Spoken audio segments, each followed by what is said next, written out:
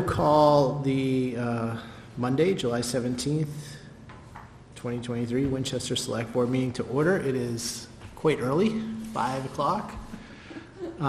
Thanks to everyone for skipping out on work a little early tonight to get here. My name is Rich Mucci. I'm joined by Vice Chair Anthea Brady, members John Fallon, Michelle Pryor, and Michael Betancourt should be here in a little bit, and our town manager, Beth Rudolph. So this way this will work tonight is from 5 to about 6:45-ish. We'll do some goal setting, and then we will take a break from public session and go into executive session at 7 o'clock. We'll take a couple minute break too, so everyone can stretch their legs, go into executive session at 7, and then resume our public session at 7:30 with a jam-packed agenda for this middle of July meeting. Any questions? Nope. All right. So we had a great first session. I want to thank everyone for participating, and Anthea and Michelle for leading us through the exercise a couple weeks ago. And we're here for round 2. And thank you, Michelle and Anthea, for sending out the logic model. Hopefully everyone had a chance to look at it. And here's a color copy in front of you. And we can start filling it in. And at this point, I will turn it back over to both Anthea and Michelle to lead us through this exercise. Take it away. Cool. Well, thank you, Michelle, for putting it together and sending it out. I think the past few weeks have been a little hectic. So what we discussed last time is that we went through sort of the big areas and designed some goals, wrote up some, what are like these big, long-term, measurable but amorphous, I would say, goals, and then wanted to come back to this meeting to having taken a look at those and developing some of those shorter term, it's like filling in the pieces. So developing some of the shorter term goals, thinking of, if there are activities or outputs that might fit in as well, so we can start to sort of now backfill into the logic model of what we'll be doing to accomplish these long-term goals or outcomes.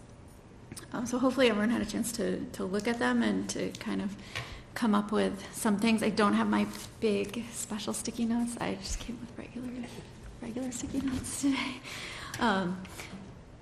And I think if there are no sort of questions to get, like what we can do to get started is sort of just to go through each section by section and discuss, what we thought of as these shorter term goals or other activities or outputs, and start to fill those in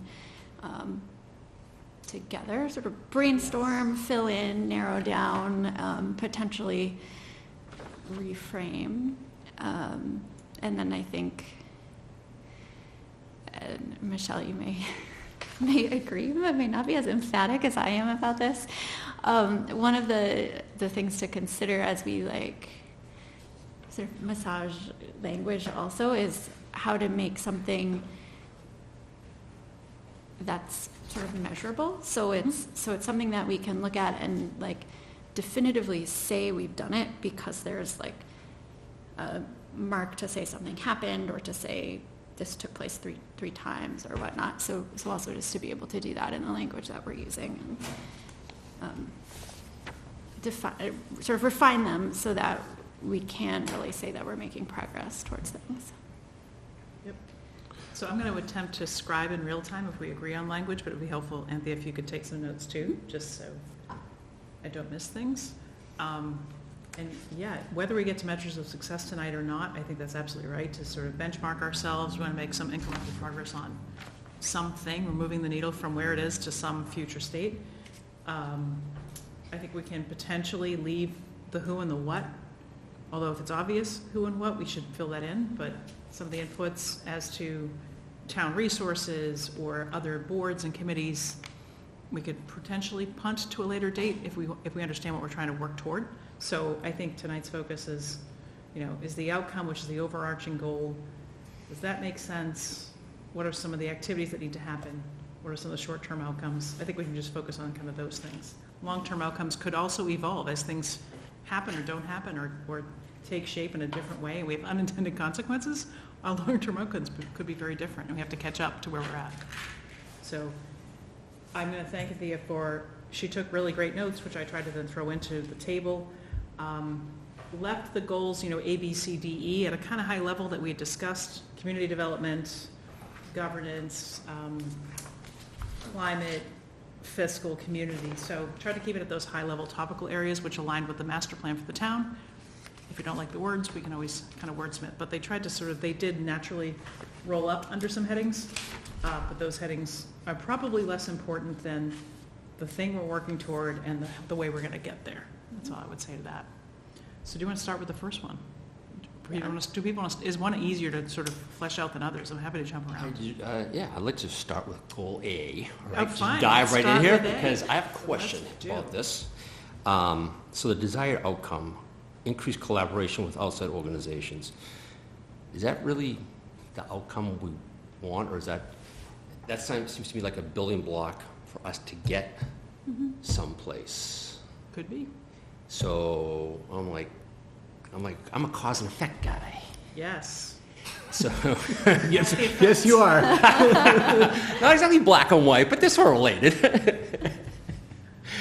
Do you know what I'm saying? Or Yes. I'm probably not. I might be missing something here. But what is the desired outcome of increased collaboration? Because we increase collaboration, because it's like the right thing to do and nice.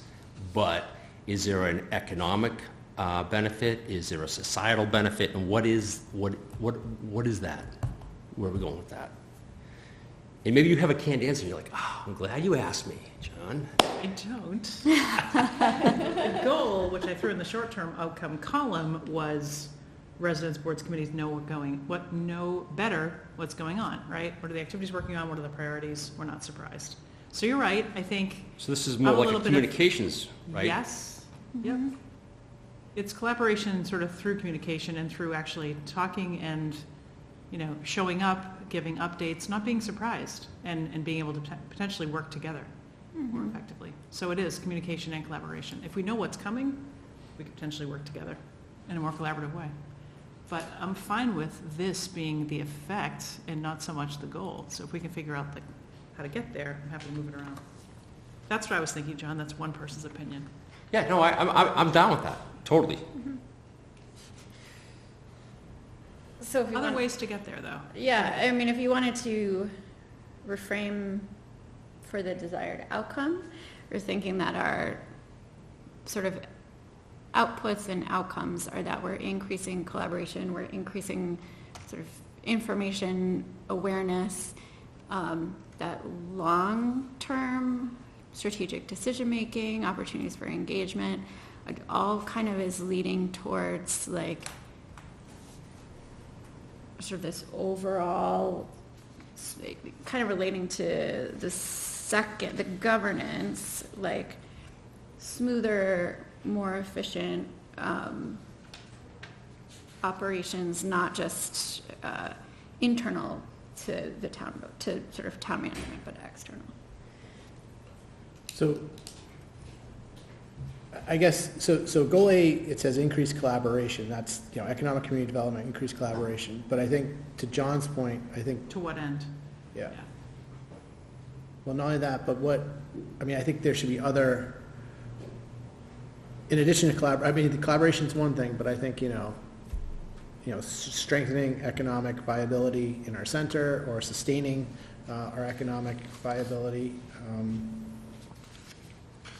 in our small business community, continuing to develop community events that, foster economic development or increase economic output. So, I guess my question is, where it says goal A, economic community development, and it says increased collaboration, should we have that there, or should we take that part out, increased collaboration, and just put that somewhere? Focus on the development part of community and economy. We can do that. Can we combine it with D? So D is balancing residential growth with maintaining our commercial business districts. So I wonder if there's a way to combine sort of A and D to a larger goal, which is, So what, I've got D as maintain fiscal Yeah. health and evaluation and growth of expense. I think that's internally with the town. Right. and then if That you one? read the desired Oh. outcome, we have balancing residential growth with maintaining our commercial and business districts. Got it. That's one outcome. So I would say, like, let's We could, look towards the content in column, and it's not, it would be column A if we had a spreadsheet. Versus the heading a little bit, Okay. because it's easier for us to, change the headings and kind I'm doing of right live now. with what we have as the outcomes and it goes around. and I think to John's point, we could make our collaboration communication piece more of a governance goal, so we can split it, literally put economic development with economic development and put collaboration with governance. We can do whatever we want, there are goals. Yeah. So we can put that communication piece under the next goal of governance. So we have a constituent focus goal, right, of doing business with the town. We could have an externally board committee focus goal for governance. Yes. That's fine. It need not be perfect, that's why we meet. I'm gonna number these since I'm already using letters for the goals. So these are gonna be numbers, not letters. But, all right. I'll move this stuff down. Potentially. And then So do we need another desired outcome? Column if we one? keep this as a goal, we may. If we want to combine it with fiscal, we may just retire this one or make fiscal goal A. So we can decide what we want to do. But for now, this is going under goal B for now. And then, Rich, I didn't capture your economic stuff yet, but we will do another goal here. Ooh.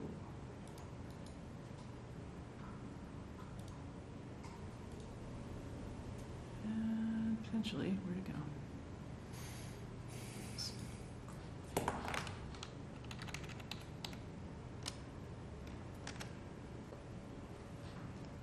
Board and committee communications. And I think it was starting at activities, action steps. Mm-hmm. So you want to just skip this for now and see if we want to come back to an economic development goal, or do you want to, we could start building out on what Rich said too. And just get rid of these words. Let's add what Rich just said, but then let's move through to the next one and then come back and digest it in a little bit. You can do that. Not to speak out of turn, but the thing that jumped out at me as I looked through everything was that you don't have affordable housing in here anywhere, which is takes up a lot of what we've been doing over the past year. Mhm. So maybe that would be something also under economic and community development you would want to have. When we talked about it last time, I think it was within this balancing residential growth, maintaining commercial business. That's what I But- remember too. But we didn't have anything distinct around it.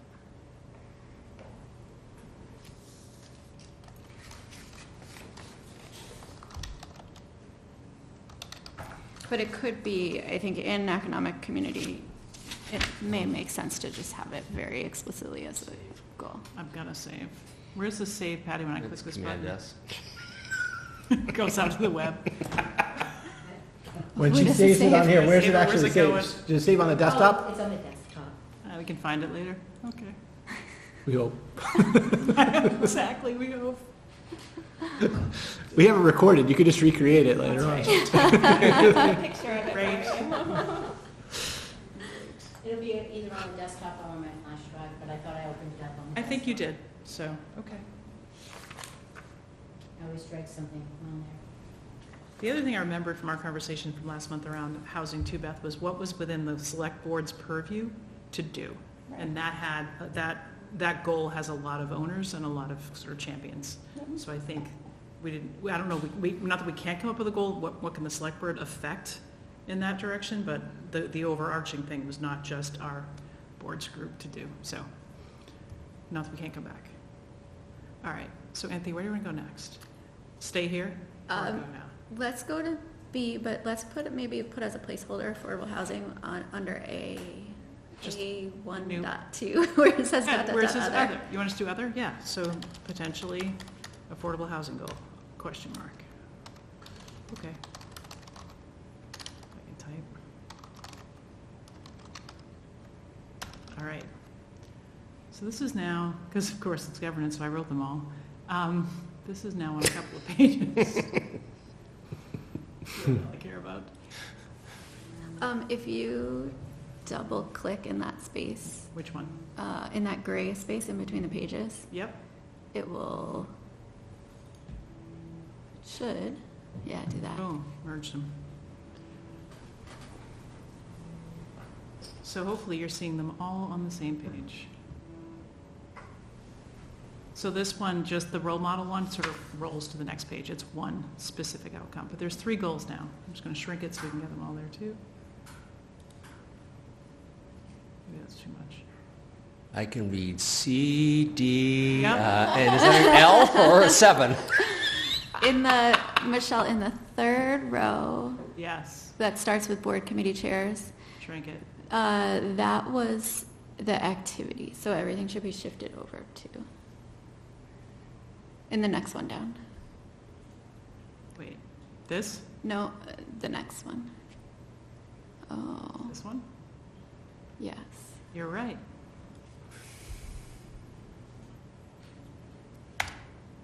So it's like all of that row should just shift over, and then the last intermediate outcome is the activity. Okay. This one. I'm in the right place? Yeah. Shift that over to the activity? So, I see what you're saying. so Yep. the activity is that, and then the short, and then that is short, I think that was short term. Yeah. That one was short term, then the next is, I see. I can go to my original. I see what happened there. Give me a minute. Discuss amongst yourselves. This becomes short term. That becomes long term. Okay. Wow. For those of you watching at home, don't try this yourselves. I once had a very terrible typo while I was like typing on a screen in front of people, so I understand. It's like, These things. Was it recorded on live TV too, or no? Sadly, no, I'm sure. that's the only good thing about it. Okay. In a minute, this might be what we were talking about, I hope. You'll let me know.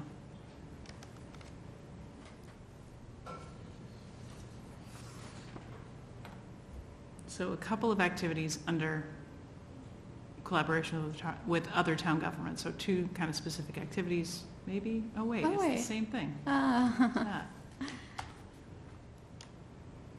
Okay.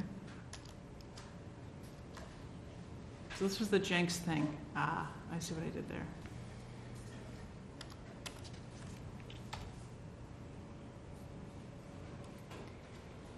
Okay. So increased collaboration with outside organizations is also a desired outcome. Yep. Of which type do you think? Let's put intermediate just to save the space on the screen. Whoop. All right. I promise we'll clean this up in a second, because this is repetitive now. This is repetitive now, so I can get rid of the whole row. Okay. Anyway. In which case, governance is, I guess, either activity or either outcome gets to improve constituent services. If we're making it easier for residents to do business with us because we're looking at the processes and are we consistently following them, and we're looking at the way the boards are interacting with each other, I imagine constituents will have a better experience interacting with our boards because we know what's going on and people are informed about what's happening. So. Okay. I'm going to highlight this one with the chamber. I'm not sure if this belongs in governance or it belongs somewhere else. We'll just come back to that. Because that might be an economic development one, but it's a thing. Just not sure which thing. Yep. Okay. You want to stay here for another minute? Sure. Let's do that. Should be able to make it a little bit bigger. John, can you see now, all the letters? Oh, yeah.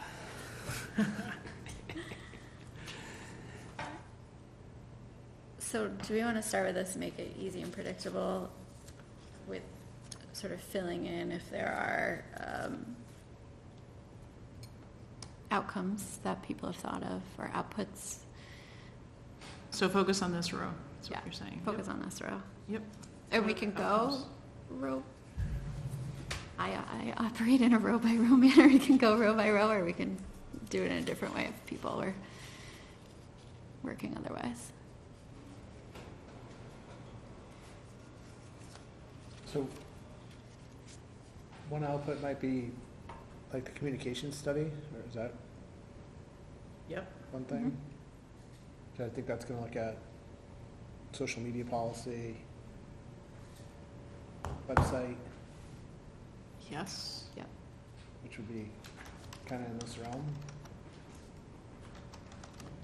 Because one of the chief complaints that I hear, at least when, people are trying to do business with, or figure out governance in the town, is they can't find anything on our website. Mm-hmm. So Beth, for most of our, whether it's to pull a permit or to contest your assessment or whatever it is, do we have a step-by-step process for each one on the website and like the estimated amount of time it would take to go through that? Question, I'm not asking that. I mean, there's definitely a Q&A about the building permits on the website. I'm not sure, I think it depends on the department, right? yeah, from like the ZBA and special. So what I'm going with that is that, would that be an output, is to have, like, I think that if, no matter what you're going for, if you're going for a dog license, or you're going for, again, to a contested assessment, or you have, whatever that is, what does that process look like? That, because so many people just want to look at it like at 11 o'clock at night or 9 o'clock in the morning, or you're working remotely, and geez, I think I might investigate this today, and you go online, and so I think that we would want that, Yeah.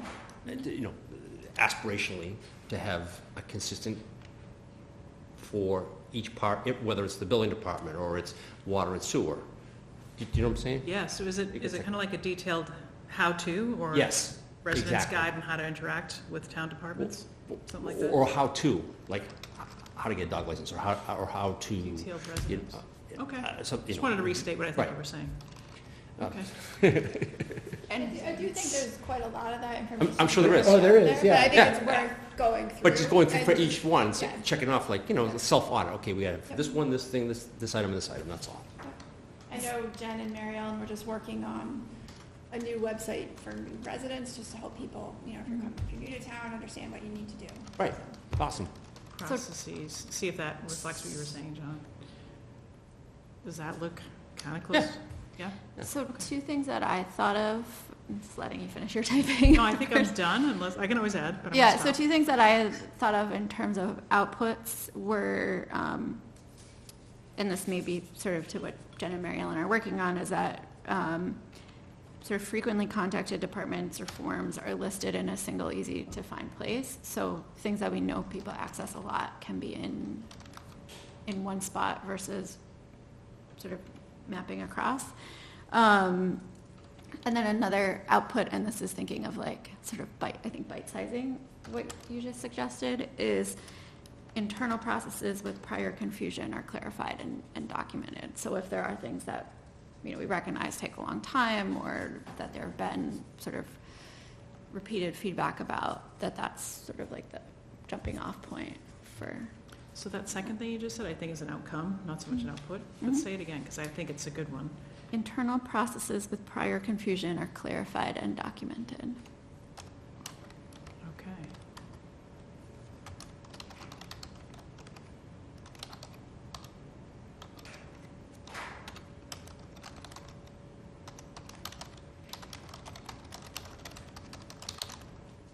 Documented in what? Clarified and documented. Nice. Yeah. Okay.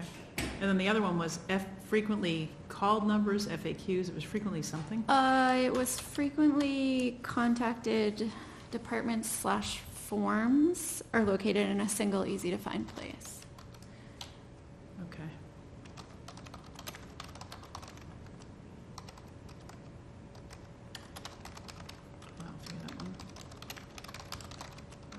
accessible, and easy to find. Okay.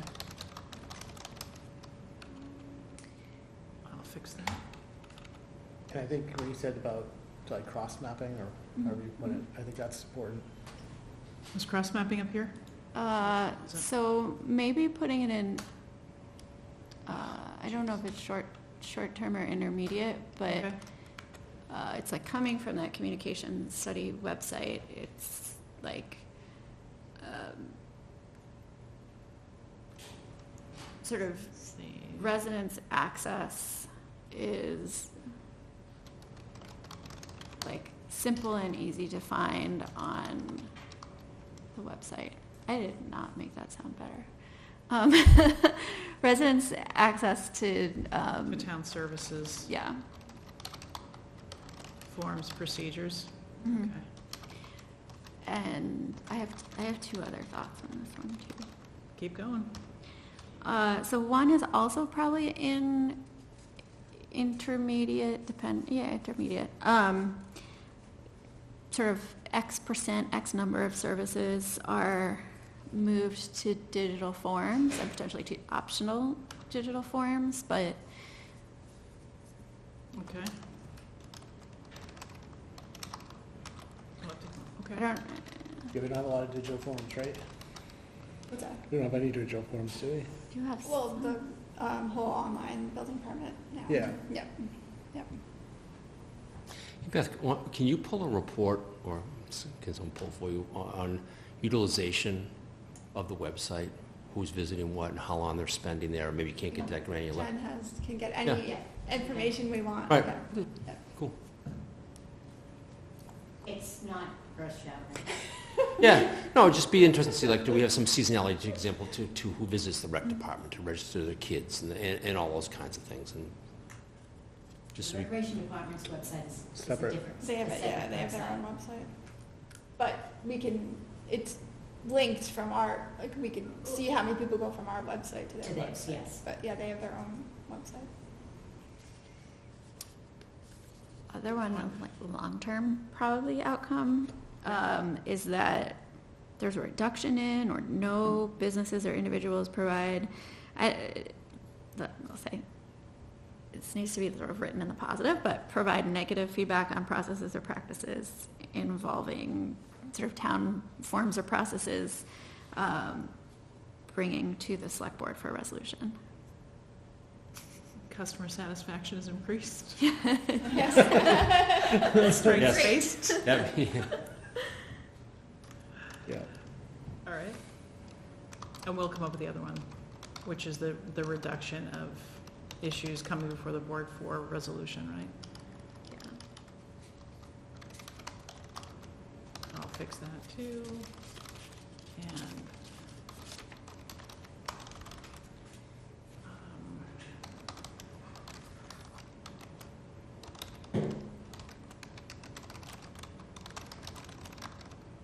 see if that's kind of what you said. So I fix this. Okay. Good. Just one other thing that we've talked about, I don't know if it goes in the spot or if it's the right time to say it, but in terms of activities and action steps, we've talked about doing like a Winchester 101 type seminar for our business in the fall, like when everyone comes back and kind of the year starts up again. And that was targeted toward I everybody? think it was targeted more towards businesses, like people doing business in town. Okay.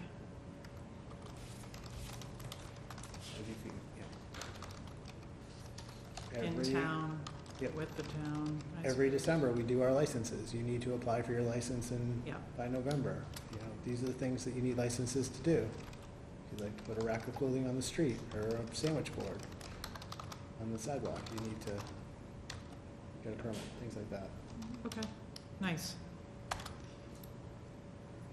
Well, we did a pretty good row. I mean, we can just call it done. And also like with that comes like a Ooh, what did I list of just do? contacts, you know, these are the people you contact for certain things. Yep. Yep. Using Whoops. Directory is temporary. Yep. How to, and directories created, okay.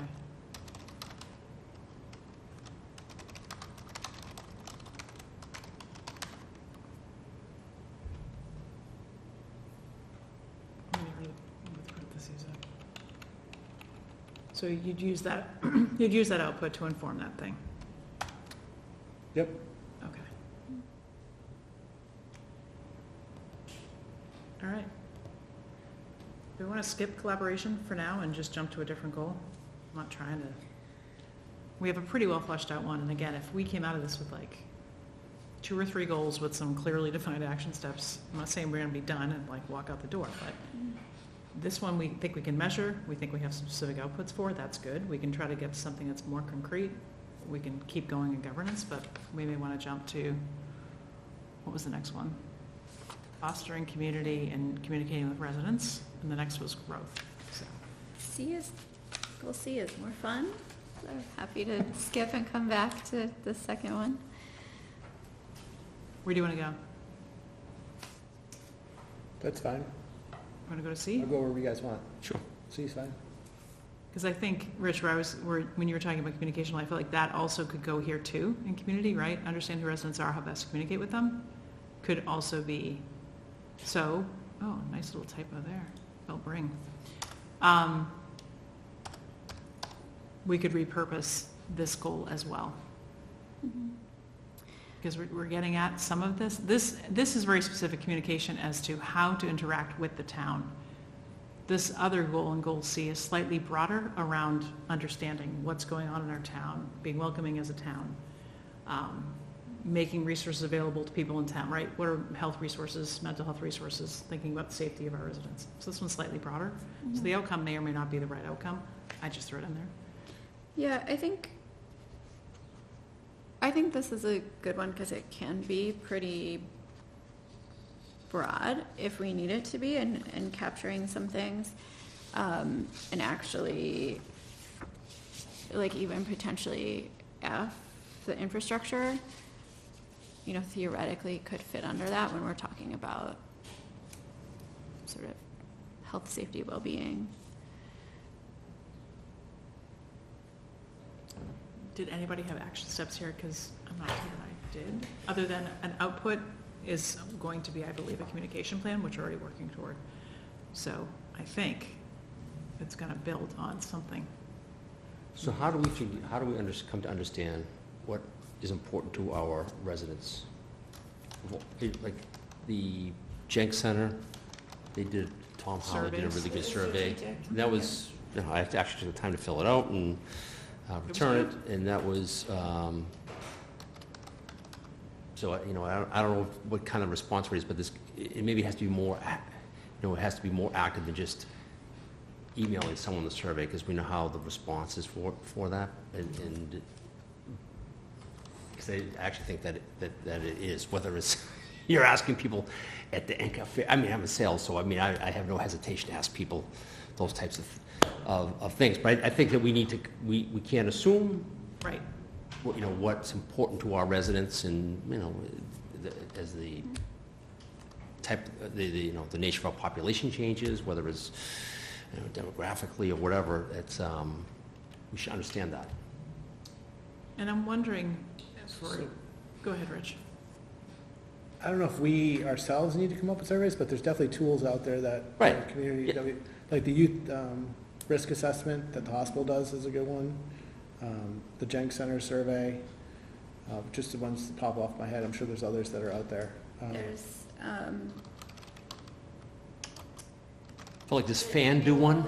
annual census, yeah, there's. No, seriously. No, there is. No, There's a 'cause fan it- survey, and there's, Use results of other surveys. the lived experience survey that the network was doing as well. Use results And of other the surveys. master plan, I mean, I know the master plan's a few years old Yeah. now, but there was a lot of outreach And the and surveys communication done. study committee did a lot of surveying too, Right. right? Okay, so it's just So how does Maybe aggregate more all done those? is- aggregate use results. Yes, that's a good word there. Use This is other- governance, please. Use other. Aggregate, please. So you could say like, yeah, aggregate And analyze, results and analyze. Mhm. yep. Okay. Identify some trends.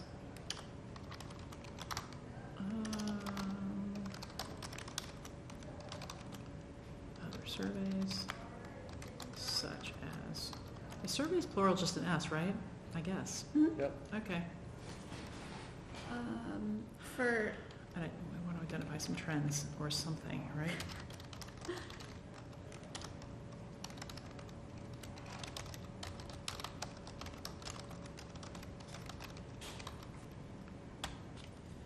Then we have to do something with it. That should inform our communication plan somewhat. also within kind of outputs, is like a communication plan, and then short-term outcome is increasing the communication methods to reach residents, particularly language, and then type of communication.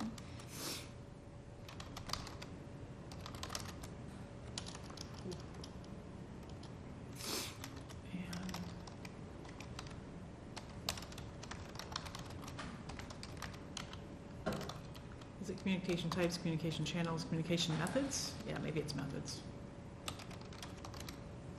Okay, whoops. So we have, get rid of methods here. Communication what? Channels? Okay.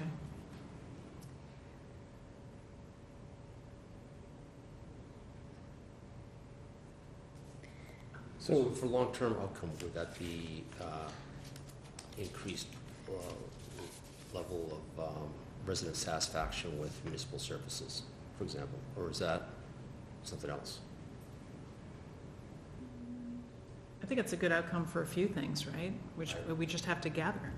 Because if they're more satisfied with the way they are interacting with the town, if there's fewer concerns coming before this board, there's increased satisfaction with a variety of things, but I think it's a good one. So we might just try to come up with a few benchmarks for this one, or the governance goal, or the applications. So, So we'll have to come up with a measure and collect it. Go ahead, Rich. I was gonna say, so under this goal, the desired outcomes, is this somewhere where we would put, something about,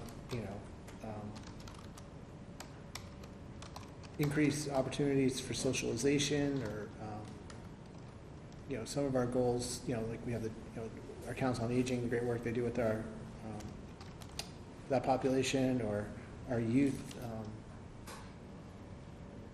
Yeah, it's a Yeah, good I one. think Yeah, it is good, it's good, yes. So we're, Citizen engagement and building community, right? So outreach to them as well as. yeah, there's no one behind you, right? So like,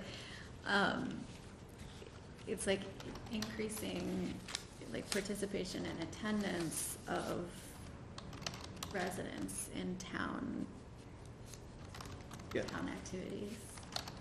Yeah, I guess I'm not, see, I'm getting a little confused because now we're talking about understand who residents are and how best to communicate with them. But shouldn't this be its own separate desired outcome? This one? Yeah. Mm-hmm.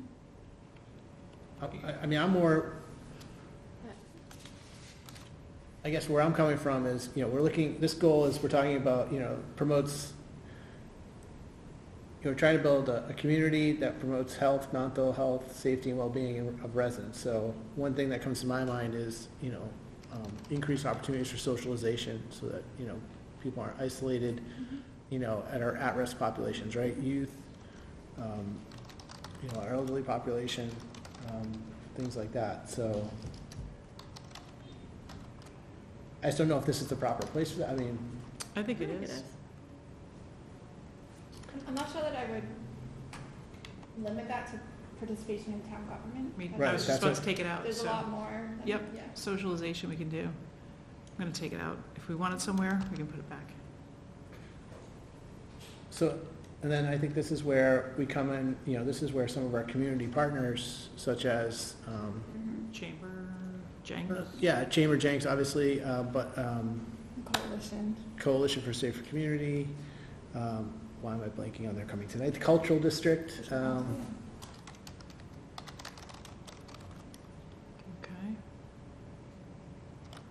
They can all go in the inputs too, right? These are the players involved. That's true.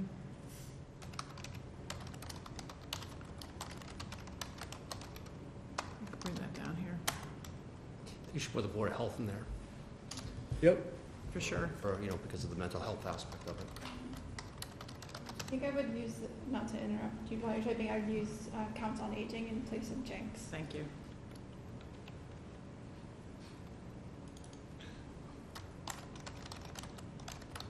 And I agree, these are inputs as well. So maybe when we get to the Board of Health, John, maybe it's another desired outcome. Maybe it's, has to do with mental health and just, well-being. Yeah. Another desired outcome. Because, that's falling under increased opportunities for socialization. Improve mental health and improve mental health? I don't know. I think it's more, I think we I think we- that one good mental health is an outcome of socialization. We can argue whether that's true or not, but isolation is really an issue. So my only thing with the Board of Health was to get their perspective yep, on increased opportunities for socialization, right? There's something in there, at least solicit their input.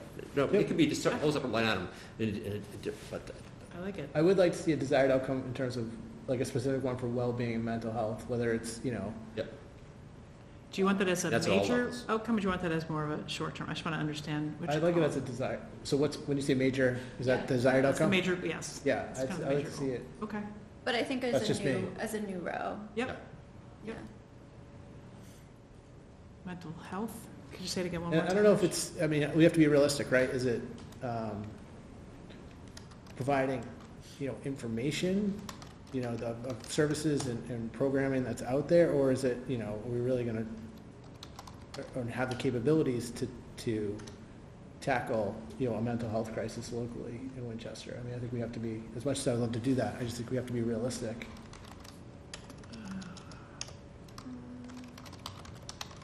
I think we certainly increased programming. I think the coalition has done that in the last, especially, since COVID, there's been some fantastic programming with increased funding. I think these two, the socialization and the mental health are like more towards that intermediate outcome. If we want to think of like, why are we increasing these opportunities? What are they going to lead to? Which are your cause and effect. Mhm. Yeah, is sort of overall the desired outcome is that residents of Winchester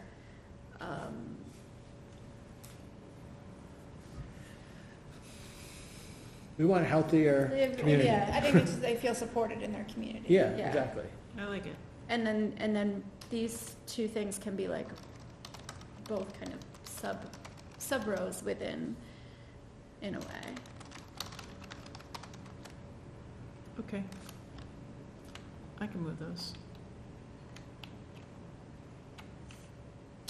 Shay, you're really showing off your technical skills at this meeting. Right? Welcome to a day in my life.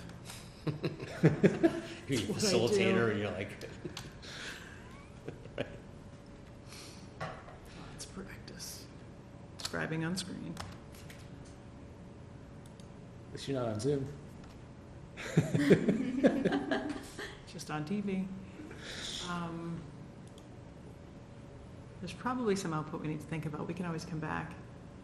Whether that's kind of, it's collaboration, so this could be one of these outcome catalog something kinds of things. I'm not sure what it is yet, but.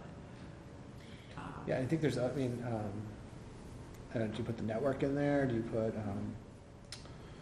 the Chinese school? What's the name? Chinese cultural. Cultural? There's a school of Chinese culture, and then there's an organization around that. Yeah, Yeah. I just don't know the exact acronym.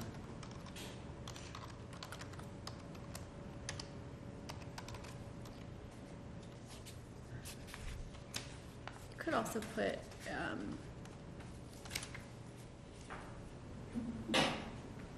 Bless you.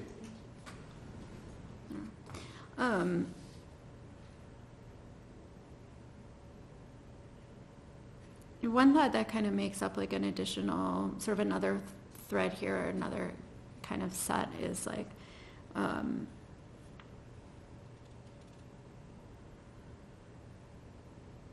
sort of develop I don't know, this may be a activity of develop approaches to celebrate Winchester's diversity, probably in partnership with these organizations. And then going from there, like lead or participate in X number of events, increase the visibility. I'm just going to read them off, but I can come back. But like sort of increase the visibility of signs and symbols around town, like we've done with the raising the pride flag. And then for long term is reducing reports of harassment, hate speech, et cetera.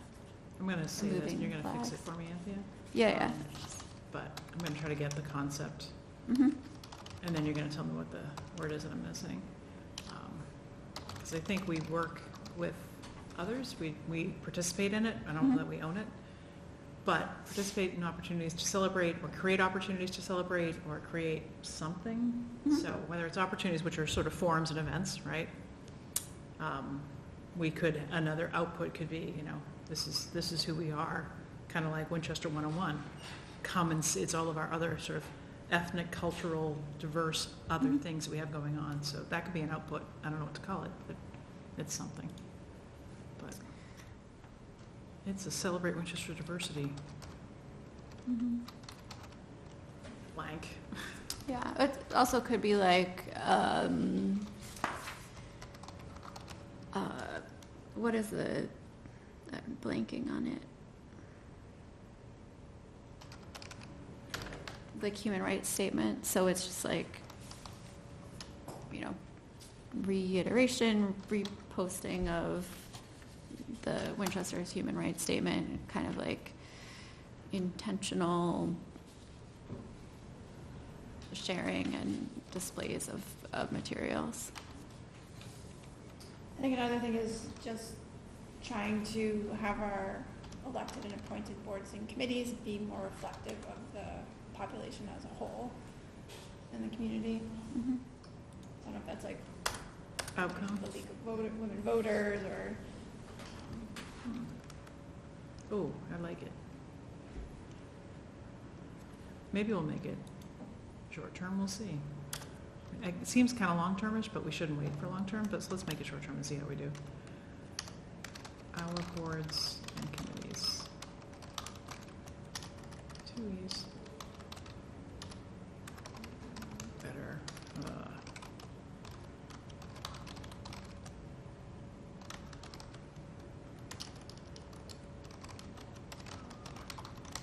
How's that?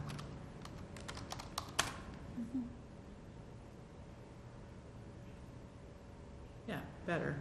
I'm not sure that, there's some goals we could do that are ours, right? In terms of committees we appoint, elections, maybe not, interests. So I'm not Right, sure but we could it's- say we're gonna make sure we have 2 of those seats we must appoint, Right. but I think at least there's an effort. part of it's just getting the word out, right, that Yeah. those opportunities are available. Yeah. Okay. That's good. Do you want to go to another one? Just under this one, sorry, Sure. is this, like another desired outcome, is this where somewhere where we should put something in more of like a facilities type of goal, like playgrounds, recreation, increased recreational opportunities, or is that somewhere that should go somewhere else? Like, I think I have playgrounds, do I? Maybe I don't. I did that under F. High quality facilities are maintained at a level that reduces need for emergency repairs and enhances safety well-being of residents, but I think it could also go here because certainly it's community building and reflects sort of mental, physical health to have safe play spaces. So we can put it here. Okay. Let's, And it's yeah, not let's just, name it. it's places to gather, a great example is at like the Saltmarsh Terrace, right? People Yep. love sitting out there, and even just the random picnic tables we have, around, people just love. How do you like this one? Do you mind if we Opportunities just, in well-maintained spaces? I just added one yeah, right here. How I do you would feel about say this like one? if we could just create a new row for it. I don't know, this, or just like. I just don't feel like Put it into a separate row so that we can, Which one? this one that, yeah, the, Socialization? well, what you just added, well-maintained spaces. I think if we can put that into a new row. Okay. Yeah, because playgrounds are certainly part of it, but I also think creating, safe places for people to bike and safe pedestrian accommodations so that Yeah. people feel comfortable walking. Yep. Okay. Yeah. I gotta put the word opportunities back. So would that be Where a did desired that just outcome, go? maybe, or is that, would that, like, how's that? How do you- Um, When you say new row, like, what do you mean? yeah, I Ah. think a lot of things can be part of like residents feel supported in and by our community, but there may be sort of different connections essentially to the left and to the right for what we're talking about, like recreation, versus kind of above was really like centered on diversity. Okay.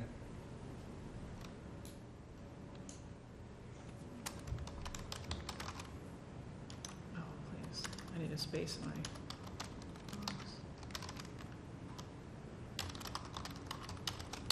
How's that? Gather, socialize, and play. Yeah, or to say, yeah, socialize, Be play. active? Be active, yeah. Mhm. And I would add like walkable to them or something like that, right? Because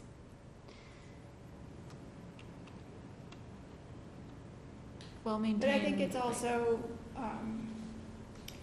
making sure that we provide spaces that are accessible to a range of physical abilities, so making sure that we're Yep. looking through the lens of AD accessibility and, Mhm.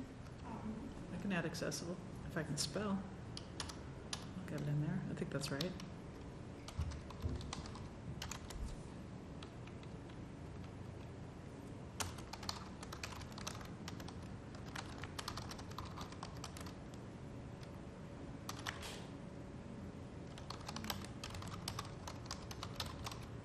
That's a lot in there. Yeah, no, and when I said walkable, I meant like within range, right? So, not to have Kind of gets there, right? not to have Ginn playground, but to be able to walk to a playground from where you live. Okay.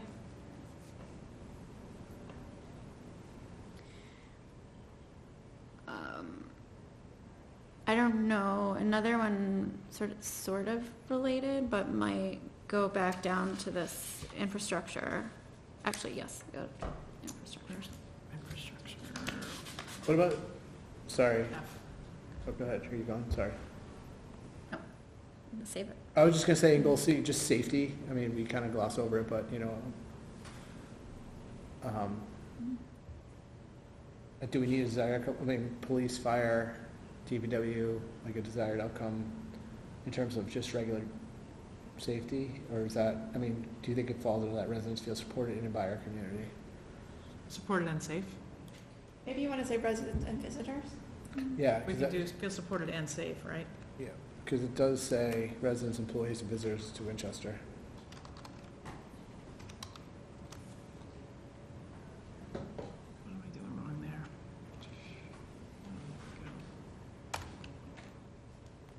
What am I,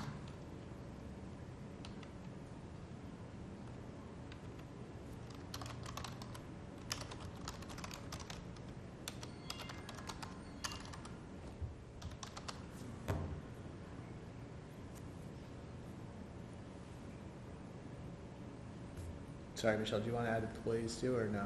No. Okay. Duly noted. It's quite deliberate.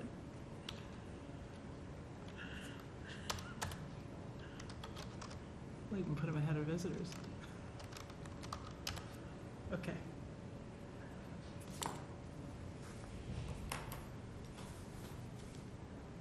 Where should we go next? I think we did a lot on that one, which is great. We have fiscal, that's fun. Personnel, let's just keep going, I guess. Want to go to fiscal next? Wherever you guys want to go. Got stuff for everything. Yes.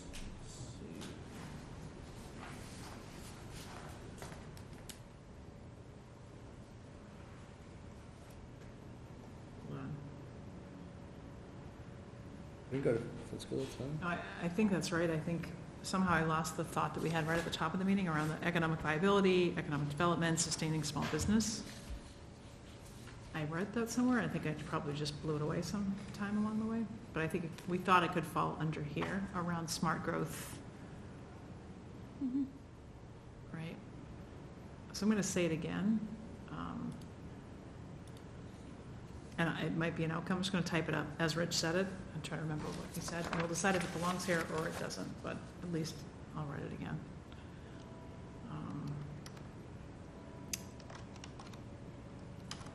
Yep.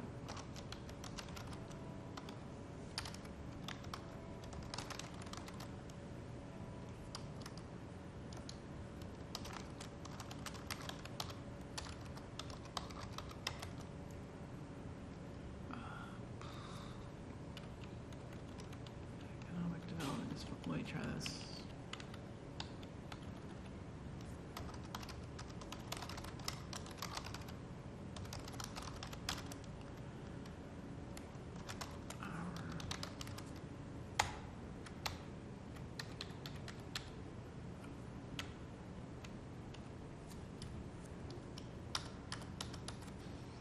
Yikes.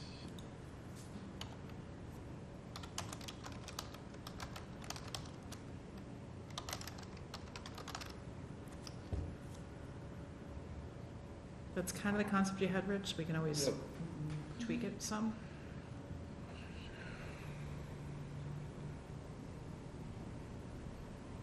And we could look at the residential growth piece potentially too here, but Yeah, so just tell me, sorry, I'm new to this. Just how the evaluate growth and expenses over the next 5 to 10 years and develop a plan to address the gaps. That's the activity. And then the short-term oh outcome. yeah, that's definitely not the outcome of this one. That's a different one, I think. You're right, I just threw in the box. I think the outcome of an economic plan might be, either it's an override plan or it's it's an economic plan to present to residents, right? This is what we Well- see, which is, We have our master plan, right? So how does that kind of tie in? do we do updates to the master plan then, We have on a more frequent basis? we have a current, we can put in a plug for the master plan committee. There's a current committee now to update the master plan. There is? There's It's a, the implementation. Implementation committee, yeah, right? yeah. Is that up and running? Put in a plug for that, because I think there's limited applications, plenty of applications from the students. I think it's kind of, it's kind of on hiatus right now, right? Just because we're waiting for a town planner, is that? I think the Yeah. planning board's got a lot on their plate at the Yeah. moment, yeah. Okay. 2035 plan. I'm just not sure that I'm not sure this activity matches the desired outcome. Feels like it might be a Yeah. I think you're right. outcome with that activity. So, let's move this down. More like long-term financial planning for Right. the town. Yep, let's just create that then.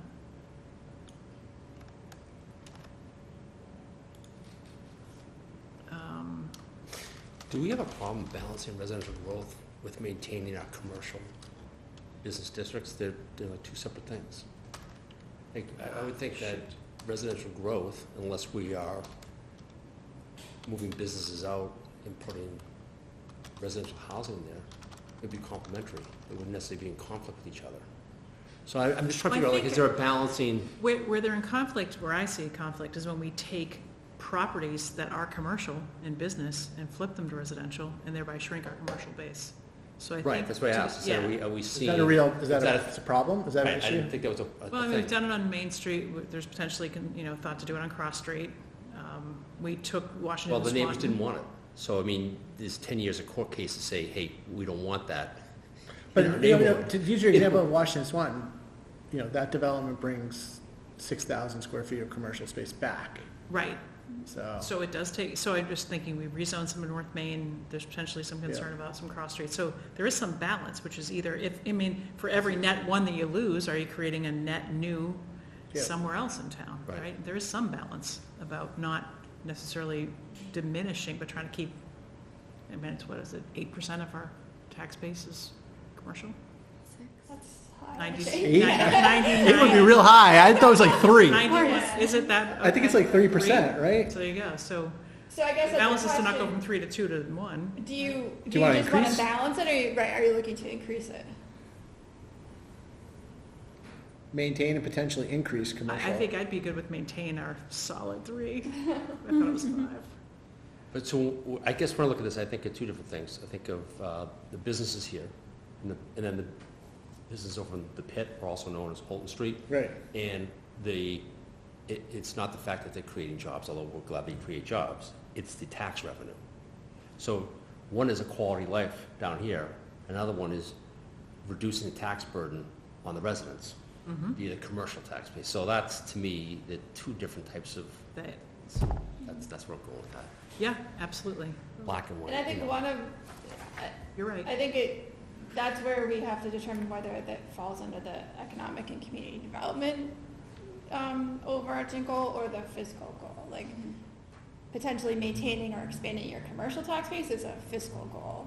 Balancing your small town businesses is an economic development goal, I think. I'm going to write it down for you. But I think you're right, Beth. So it's, Yeah. And that's where we get into the survey of what's important to our residents. Yeah, and you look at the master plan and it's all about the town center, right? That's Right, yeah, exactly, that's my suspicion. It's something I've come to learn is that it seems like residents are okay paying a couple bucks more for the quality of life in the form of taxes. Yeah. I'm not trying to squeeze out any industrial business from town, it's just my sense. yep. So if we do, to Beth's point, we could go our economic development A, this is very good with the word collaboration, we could take this goal, or on our districts and our businesses, and move that up, and leave this in fiscal. I'll show you what I mean. You'll come back, I promise. Oh yeah, there we go. That's where I put it. Ta-da. Oh, hello, Mike. Sorry, Lee. I did write it, Rich, I just forgot where I put it. So, I'm gonna put this up, and then we can decide if we wanna look at this retaining of tax base. So, But I'm gonna go back to our fiscal, but that's kinda where we had it. Thank you, Beth, that's a good sort of clarification to parse those two. And John for bringing it up too.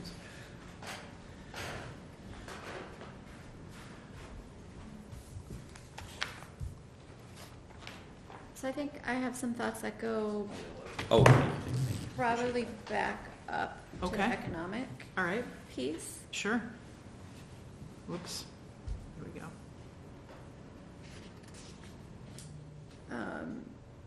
So one is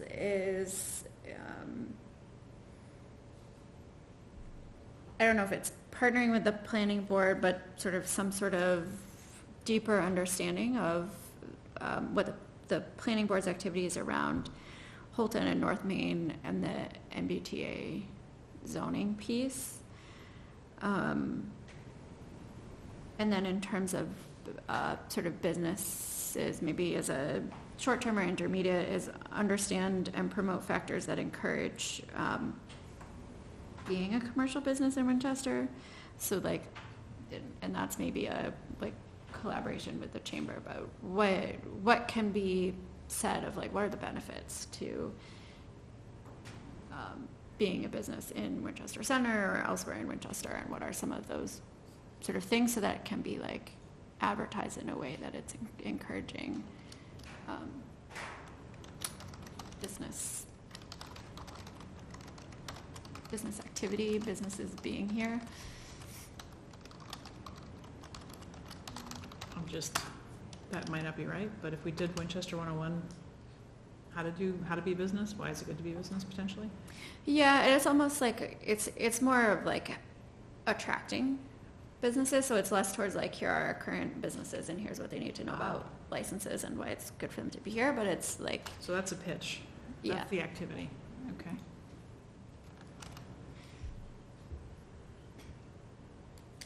Seems like the chamber might want to do some of that with us.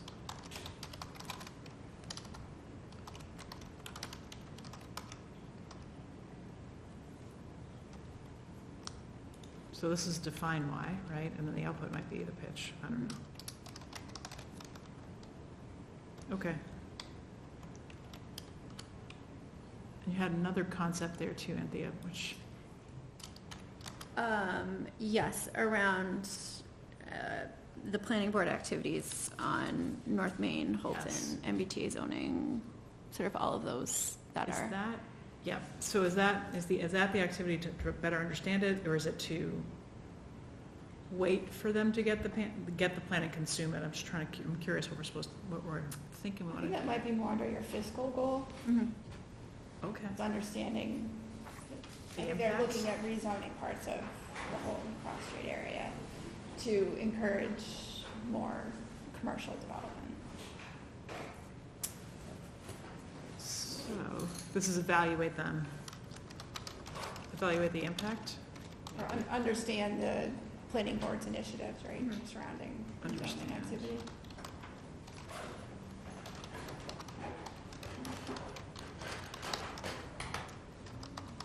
For Holton, is it Holton, Cross, and North Main? Yeah, Holton Yeah. Cross, North Main, and then there's the MBTA zoning piece as well. Yep. What is the MBA zoning piece, is that? That's Oh, all that's the housing. whole housing thing, so, Yeah. Yeah, so it's not necessarily, yeah. So that's dense housing around MBTA sites, right? Right.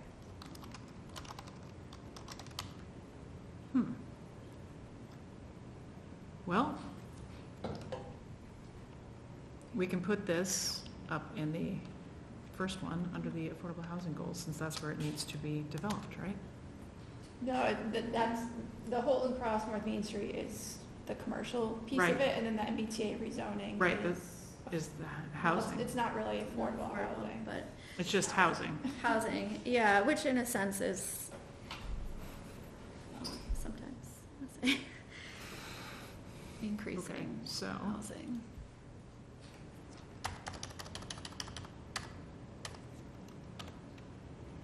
housing, affordable and otherwise. I don't know. And transit required, that's not a goal yet, but that's not even a word. Yeah, you increase,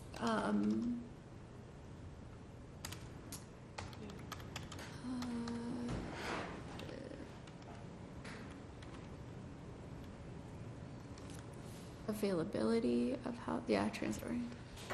So I'm just thinking, sorry, this is the Maybe a impact. diverse housing stock. Yeah. Maybe.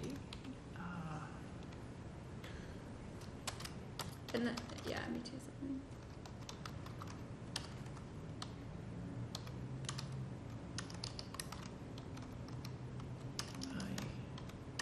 Come on, I can do this.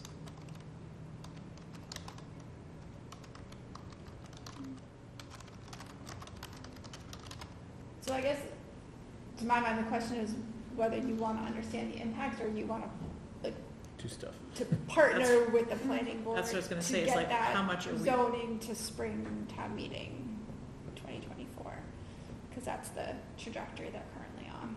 That is a Okay. great short-term outcome. So, develop zoning, right?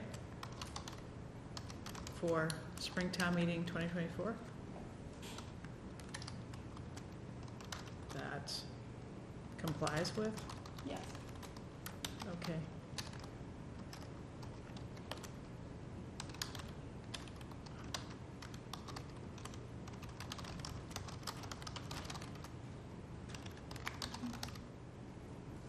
Does that sound right? Oh, working with the planning board. Yeah. Yes, that's what we're doing. Okay.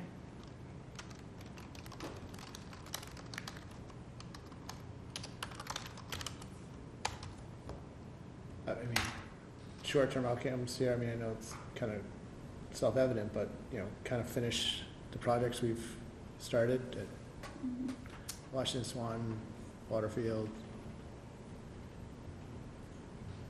I'm making that I was intermediate. gonna say you're very optimistic with the Well, short term. what's short-term right now? How many of these due diligences have we extended now? 5, longer than 5, so 5 months? What years?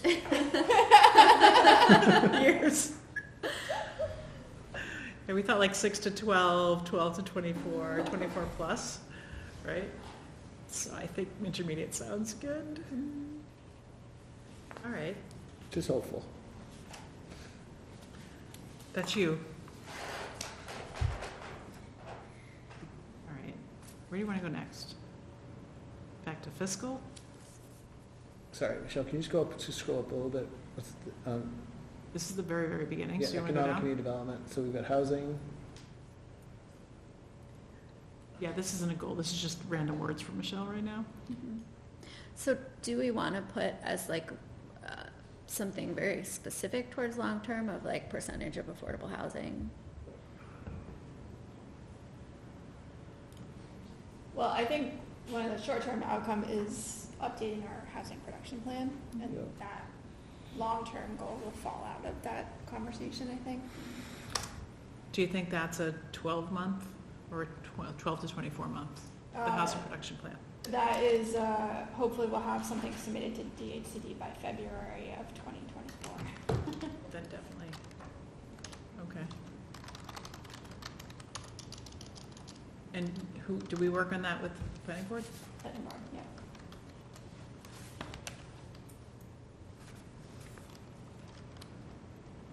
Okay, And I would say stakeholders there, there's a lot of people that's involved in the housing production plan. we'll throw those over there. Such as, Mike? These are the inputs, these are the who's and the whats. So- Oh, Council on Aging, Planning Board, Affordable Housing Housing Trust. Housing trust, yep. Housing Partnership Board.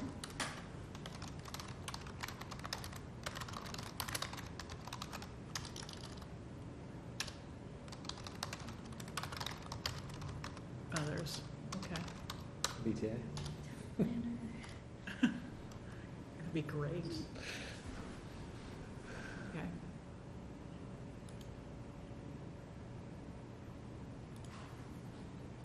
Are you good here, Rich? I don't need to move you off. Yeah, I just know if there's any other desired outcomes that we wanted for this section. Economic and community development. So we've got.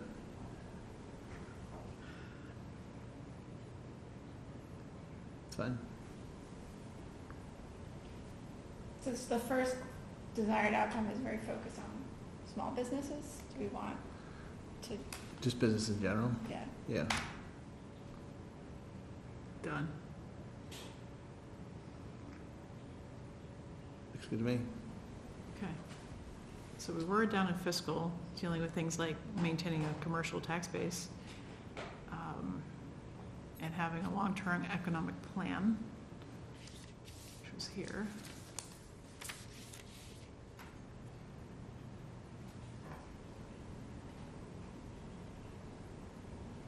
And I had some thought about the implementation of the master plan as informed by, or at least is, yeah. Something about the master plan implementation and fiscal, or a fiscal plan or economic plan. So, I think it's a fiscal plan. I just don't know enough about the implementation of the master plan, how much of that would be, I don't know if that. like, full speed ahead, we're doing this, even though we can or can't afford it, like, I don't quite know how I those don't think levers it's all limited work. just to the master plan, because a lot of it's like, the long, the 3-year model that we do, the model that FinCom does. Yeah. I also don't know if that's really a short-term outcome either. I don't know either. I'm not even sure what the timeline is, but we could put it there as a placeholder and figure out how it informs it. Because if the master plan is the master plan, do we change it when we realize Well, what if we said something like, maybe it's a long, intermediate? I don't know, it's something around, it's like assessing progress towards implementation of the master plan, because the master plan is big, so you're not like, you might be implementing the master plan, that's not like a single checkbox, right? It's like many things within that.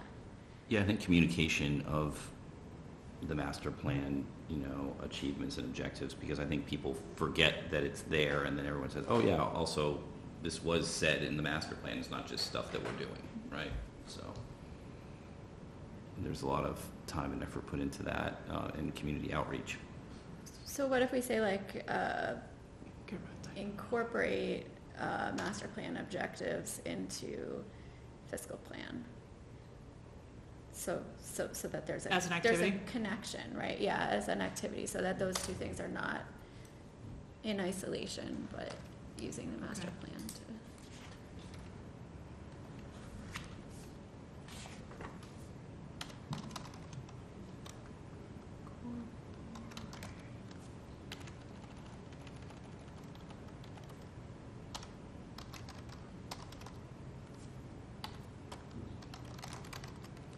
I guess, maybe I'm just being devil's advocate, but if we find that we can't afford some of what's in the master plan on the time frame that we think, which thing do we change? The plan or the money or both? Right. So, I mean, we don't know yet, right? So I think there's some bit of like, it might have to go in both directions, maybe, but I just don't know how hard and fast we are. Does this fiscal plan include like capital needs, or is that something that should be separated It out? sure can. I mean, I think we had capital I think it's under infrastructure, and infrastructure. or funding for long-term recurring capital, community preservation, recurring capital.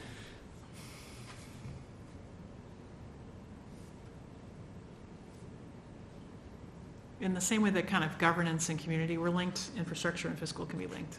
Yep. We could even just create one, monster goal and roll a few up, but for now, I think it's kind of, what are we, growth and expenses might be the operating predictable growth and expenses, and infrastructure might be separate, if we wanted to parse it just for now. Mhm.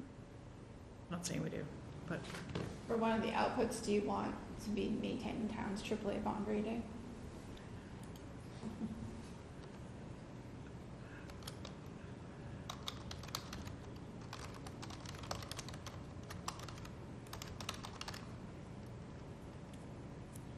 And that might be more, is that more towards an outcome? That is an outcome, that's true. I agree. that's out of something that we're doing. How do you define the difference between output and outcome? An output is a deliverable, like you can point to it, like it's the plan, it's the pitch, it's the 101 guide. The Maybe it's outcome like is the the state of the town behavior committee change. or something like that.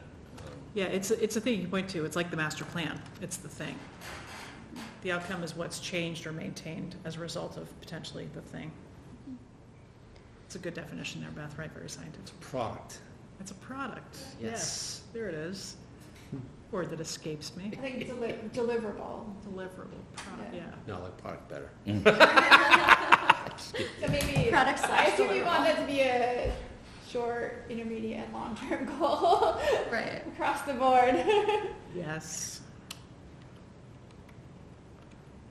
Period, at the end. So one we saw from another town, which I forget because it escapes me, was the select board and the finance committee had a plan to sort of set growth rates in taxes for like the next 5 years. So it's like we're gonna grow so within 2.5. So if they would do an override in year 5 or just set growth rates for the town that a resident, not that you're gonna like live and die by it, but we expect to go up by 2.5.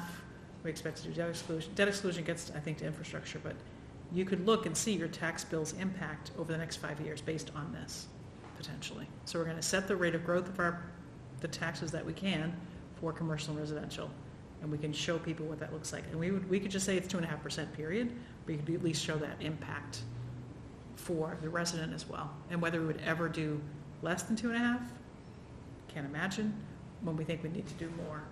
That could be an output, but I'm not sure that we want to commit to that until we see kind of how that goes. But you could publish, like, expected tax impact or tax growth rates. But maybe we should just develop the plan first.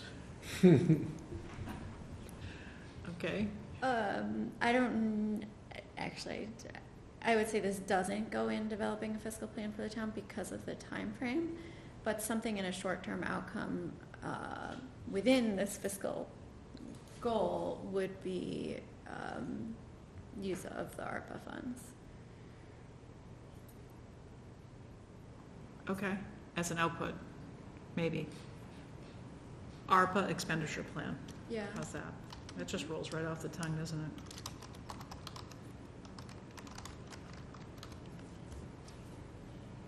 It has to get done in the next year, okay? Seems like FinCom has something to do on this one, and the comptroller maybe.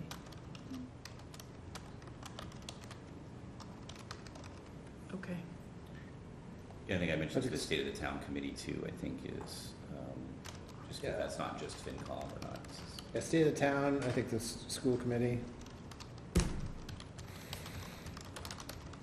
School department. So is it activity like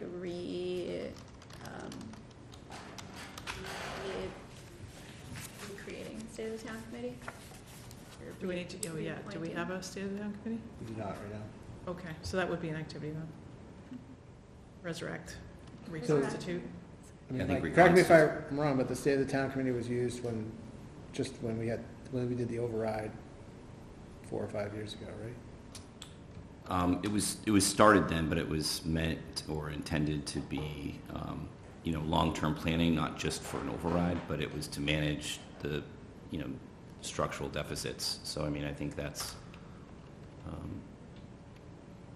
it's not just in anticipation of an override. Okay.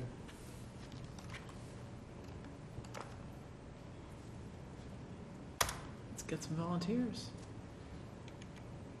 Okay. And there'll still be an input over here. But first you have to form them. Okay. All right, what we have left, because I know we're almost at 6:30, but we've done a lot, which is good. And I'm not trying to jump over, I'm sure we have more outcomes. What we haven't yet got to is personnel and administration and, staff career growth or staff departures and succession planning and facilities, infrastructure, CPA, facility maintenance. I wonder if you want to move CPA from infrastructure to fiscal, because CPA covers more than just infrastructure. I sure can. Mhm.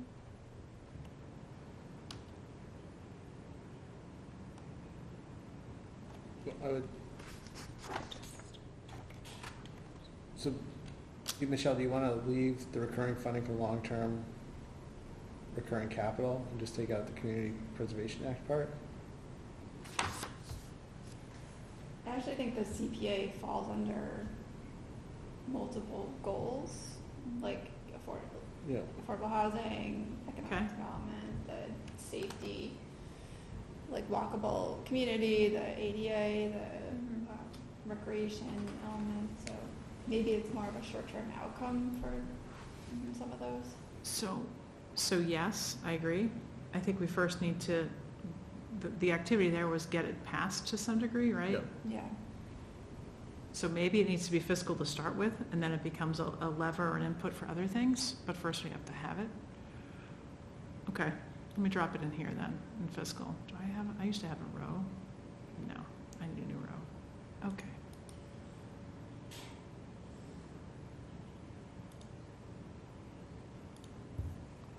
So, it's some sort of campaign for the Community Preservation Act. Yeah, or it's that this desired outcome is like increase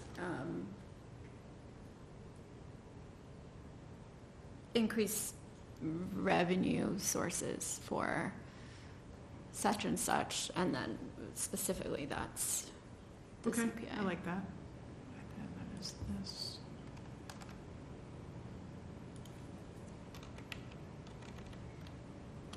All right, so the activity can be a campaign.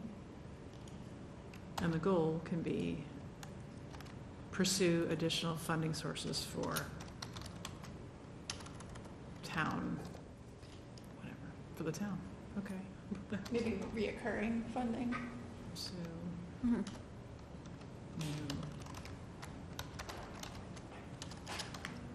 okay. Oh, my goodness.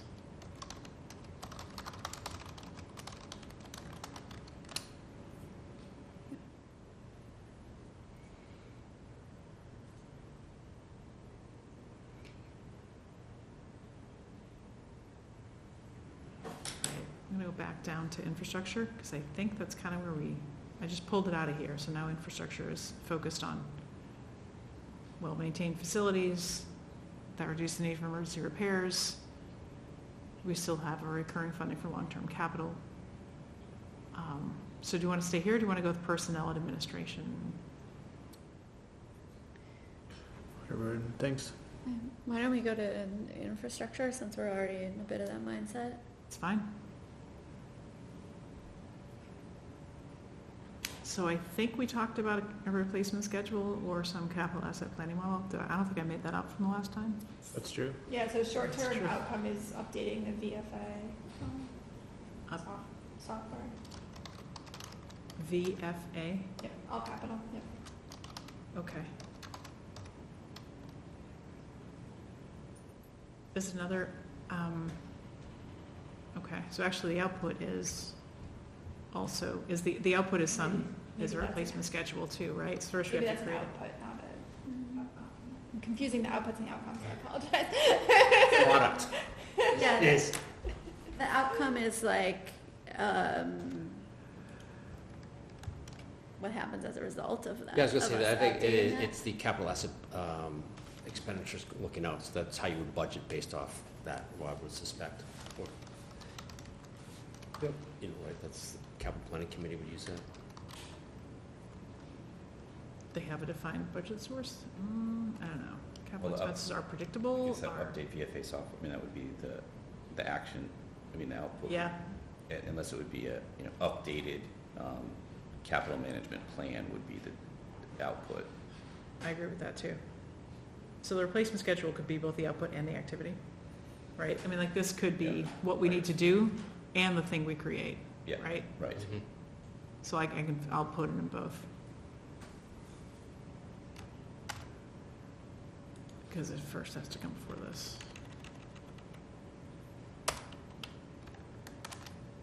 And then, when we have it, our capital expenses are, or at least our capital projects, right, based on this schedule, or we can calendar them out. Is that the idea, that we can know what's coming when? We can plan Yes, for them? exactly. Plan. Okay. I think we have to just temper that with like, there will always be Yes. the unexpected that pops up that, Yes. but create a little, as much predictability as we can. I think this gives you a baseline, then you're gonna have deviations when something catastrophic happens, or. Right. Yeah, I mean, that's only, the VFA update is only for buildings, so Yeah, there's a that's- whole other That's what I was gonna talk World. about. Yeah, the roadways and, roads, sidewalks, Yeah. bridges, water, sewer. So, but is there a companion with a software or something else that so, rides next to it? Well, I mean, VFA, when they were here, I asked this question when VFA Yeah. was here, and they do have a product. You can kind of have an all-in-one system. I don't know how reliable it is, and if it would be best for the town, but there is, It's just to get you to think about things like, whether it's the pump station at Wendell Street that we're spending $1 million on, well, that pump's only gonna last, 20 years? I think it was 15 years, something like that. So that should be someplace in that model, so we know that this is gonna happen. I mean, That is in the model though, right? not For the VFA? VFA. The VFA is just buildings. Okay.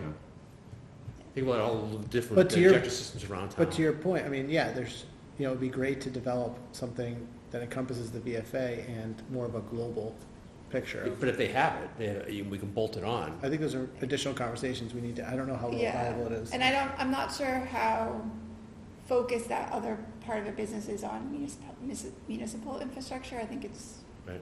sort of like, institutional, like. It's worth another college or. It's, Yeah. it's something like, that we need to contemplate, right? Because it wouldn't just. Yeah, so like DPW a few years ago developed like a separate pavement management program, like they had somebody come out and survey all of our roads and try to kind of put like a big picture, kind of. Right. And then there's like the fleet maintenance piece of it, right, where they have kind of a database where they keep track of all the more DPW related town vehicles. So there's the thing, let's try to merge all these random schedules, right? We have a fleet management schedule, we have a pavement something plan. Yeah, it's not, it would be great to merge it, I think that it's important to have it, and whether merging it all into one sort of software package is even a possibility, I'm not sure that that's, but just making sure that we maintain those. It flows into one Either one document. database or multiple databases. Well, I think when you're coming up with a plan, I mean, it takes all those into account. I mean, it'd be great to have one system, but I don't know. It's almost like there's some sort of survey of all of the different tools, sources that are out there, so that is what Michelle is writing. Yes, I am. So that they can inform the capital planning model. But, so maybe an sort of like, And these are to all back it inputs up, as the well. activity is just like survey and document, write down what are all of the things to make sure that all of the tools are being used. So if we go over here and we look at under G, personnel administrator, be a responsible, good employer and strategic manager of town personnel and town resources. So then I would argue that if it's the DPW, if it's the fleet schedule, if it's pavement, then is it the director of the DPW who's responsible for providing that? Is, that's part of his job description, her job description, or their job description, that they provide that semi-annually or annually, and it flows into the model. Now, I don't know who's gonna own the model, but someone's gonna own the model.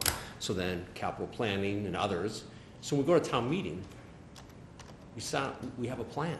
And this is where, it's well thought out, and it's updated periodically. Not that it's not now, but it just seems like it could be more systematized, or maybe a better process. And there is that plan. The problem is that we can't keep up with the financial obligation to meet those needs on an annual basis, so we're constantly. So then we, that's fine, but that to me should be part of our education to town meeting. Yeah. We're good managers, and we have great residents, but here's the delta, and to Rich's point, brought up many times, it gets larger and larger, so how are we gonna close that? But that becomes also the basis for like an override, because we have been talking about this for how many period of time, so when it comes time for an override, everybody's like, yeah, this isn't new news to us, it's not you didn't wait till it was a crisis, like a bunch of children, and that's what, to me, comes out Yeah, of so I this. just threw that in there as an outcome. Plot it on schedule and communicate to town meeting and town residents. There you go. So who owns VFA software? So if I threw down pavement is DPW and fleet's DPW, who's? DPW does too, right? VFA is DPW as Yeah. well? For right Yeah, now. yeah. Oh. Okay. Capital planning doesn't have any, no. No.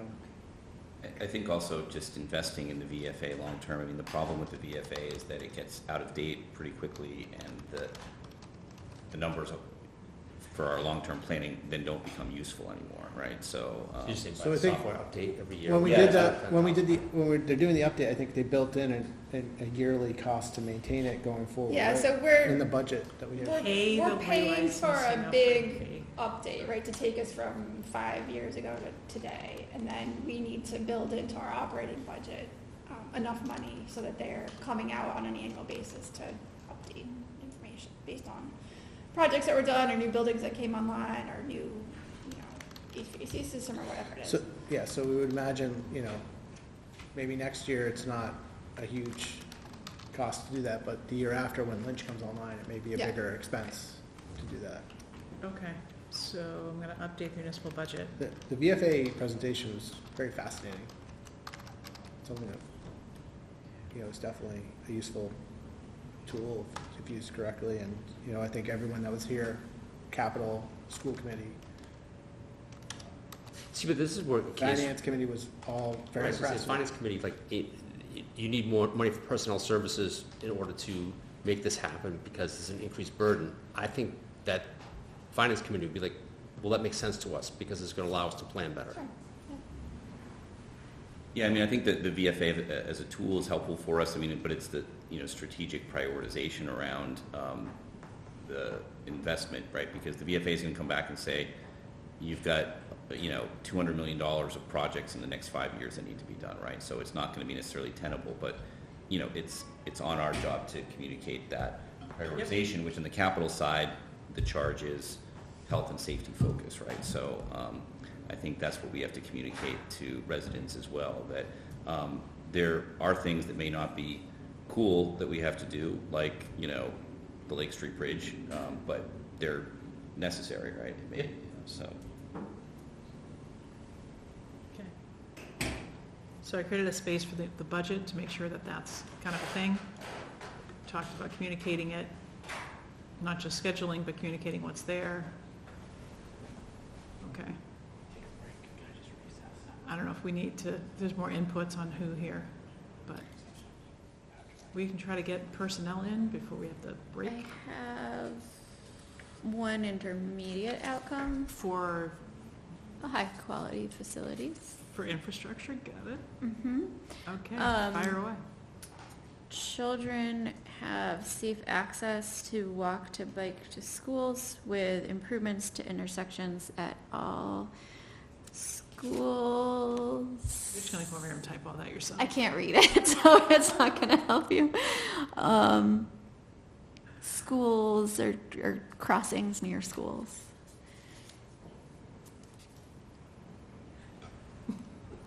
You can try. We have that. It's legible to a point. It's legible that it goes to heck. Okay. Yeah, I think, you know, committing to safe routes to schools, and I say that not necessarily the program specifically, but as just conceptually, because, you know, I know when we did that at VO, and I know that Morocco has embarked on the more formal program, it's a long lead time, you know, and it's a lot of effort. It means, you know, identifying other access points to schools, repairing sidewalks, signalizing intersections. It's a lot. It's a lot for each school.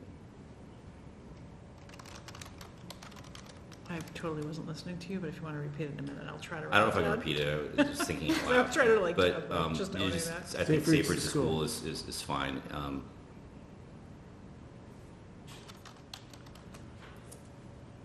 At all school and then scribble.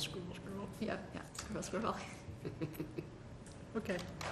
And then you had another one, another intermediate, which was funding's dedicated and maintained for facilities.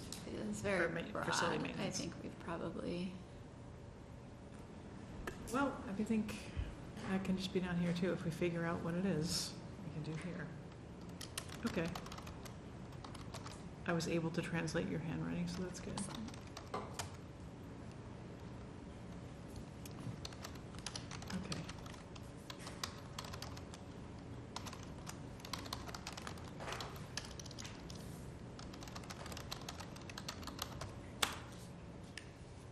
Do you, anywhere in here, do you want to add anything about the climate action plan, so that we're undertaking these projects through the lens of, you know, the goals of the climate action plan?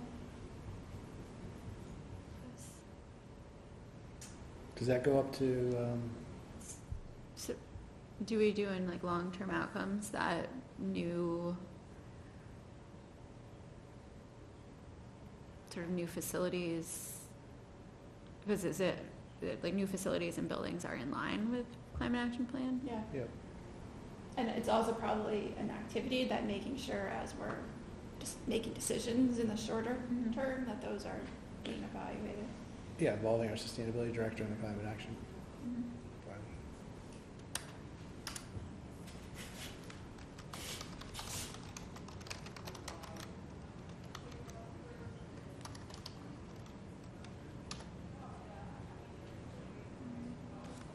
I'm just gonna change the order of that. Oops.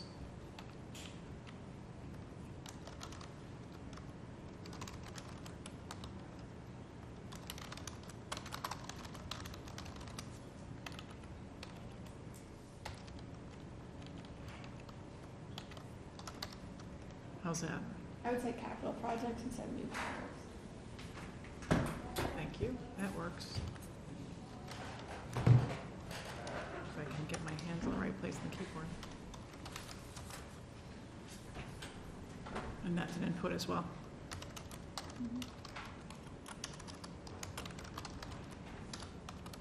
Okay.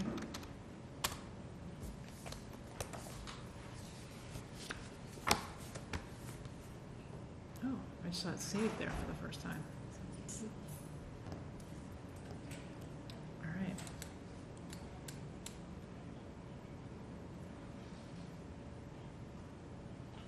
Do you want to put something on personnel for right now? It's the only one we haven't filled out.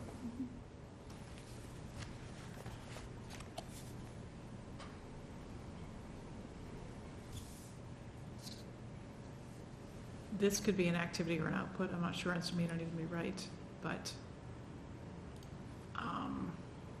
we were not concerned, but talking about just transfer of knowledge or institutional knowledge walking out the door. So there's, can't keep everybody here, people retire, people leave. Yeah. What do we do to plan for that? So do we have, is that up to date procedures, job descriptions? Is it exit interviews? It's some strategy. So we don't have to be specific about exactly which things we'll do, but whether it's training plans, onboarding, or transition, I don't know. That was kind of the activity without And having it a clear defined thing. totally It could be different depending on each department, right? Yeah. Police, fire, DPW, they can kind of foster from the ground up. There's a whole culture, there's a whole Right. process, yes. Planning has one person, and when Yeah. that person leaves, you're in trouble. There's a vacuum, there's a big void. Yeah, Yes. so, And I think there's another thing, Beth, you as the manager of the town, right, is, effectively managing the capacity is there's something for you to make sure that we and other boards are aware of in terms of capacity too. I'm not sure what that is. right, so I think the capacity issue and the succession planning issue are two separate things. Yep. Capacity is like looking at all of this stuff on your list and saying, we have whatever, 25 people in town hall to get this work done. Like, how do we prioritize that? And that's a real issue, right? Like, there's only so many bodies to do all the work that we have, that we want to get done as a town. I was just going to develop strategies as the goal for knowledge transfer, succession planning, something like that.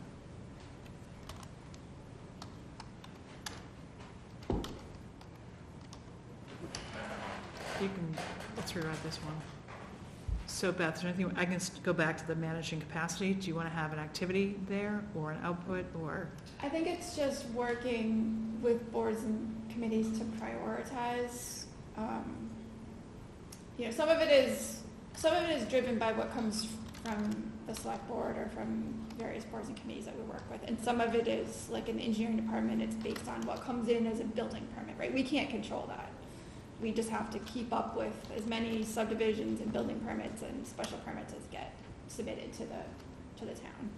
But some of it is looking at all of this and prioritizing and saying, like, we understand that there is real capacity in terms of how much staff can take on, right? And how are we as a kind of the governance structure helping staff manage that workload and prioritizing those items? Yep. Okay.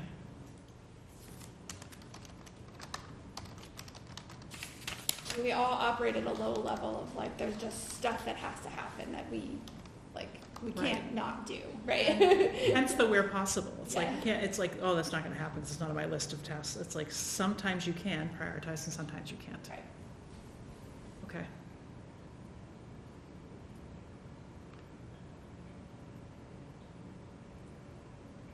outputs, I'm not sure.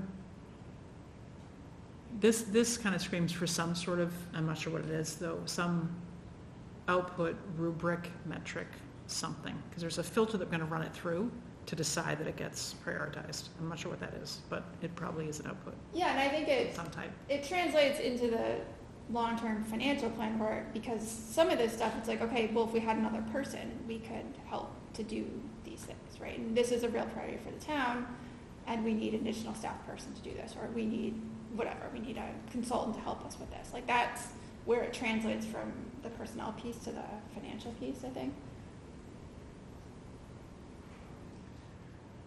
Okay, let's write some sort of develop some metric or rubric to assign priority.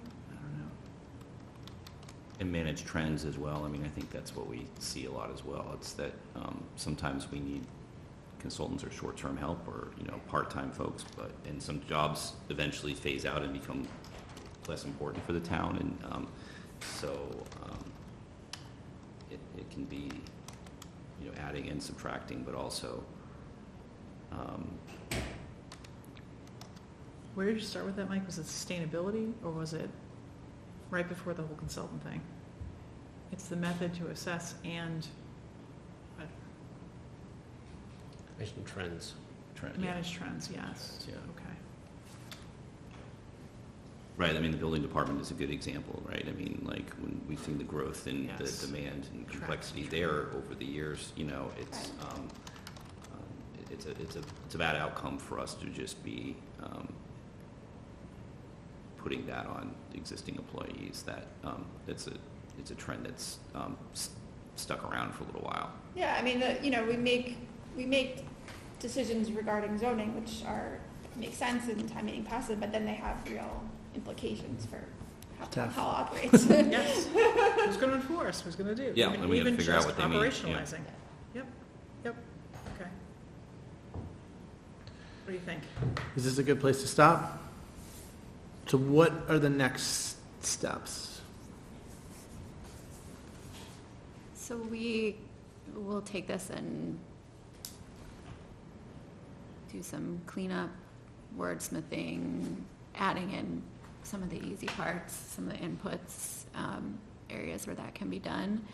And I think getting it sent around so that people can review, digest, and think, are there other things that we didn't talk about, things that would be good as short, intermediate, or long-term for each of these things. I think in looking at that, it's like to consider it as,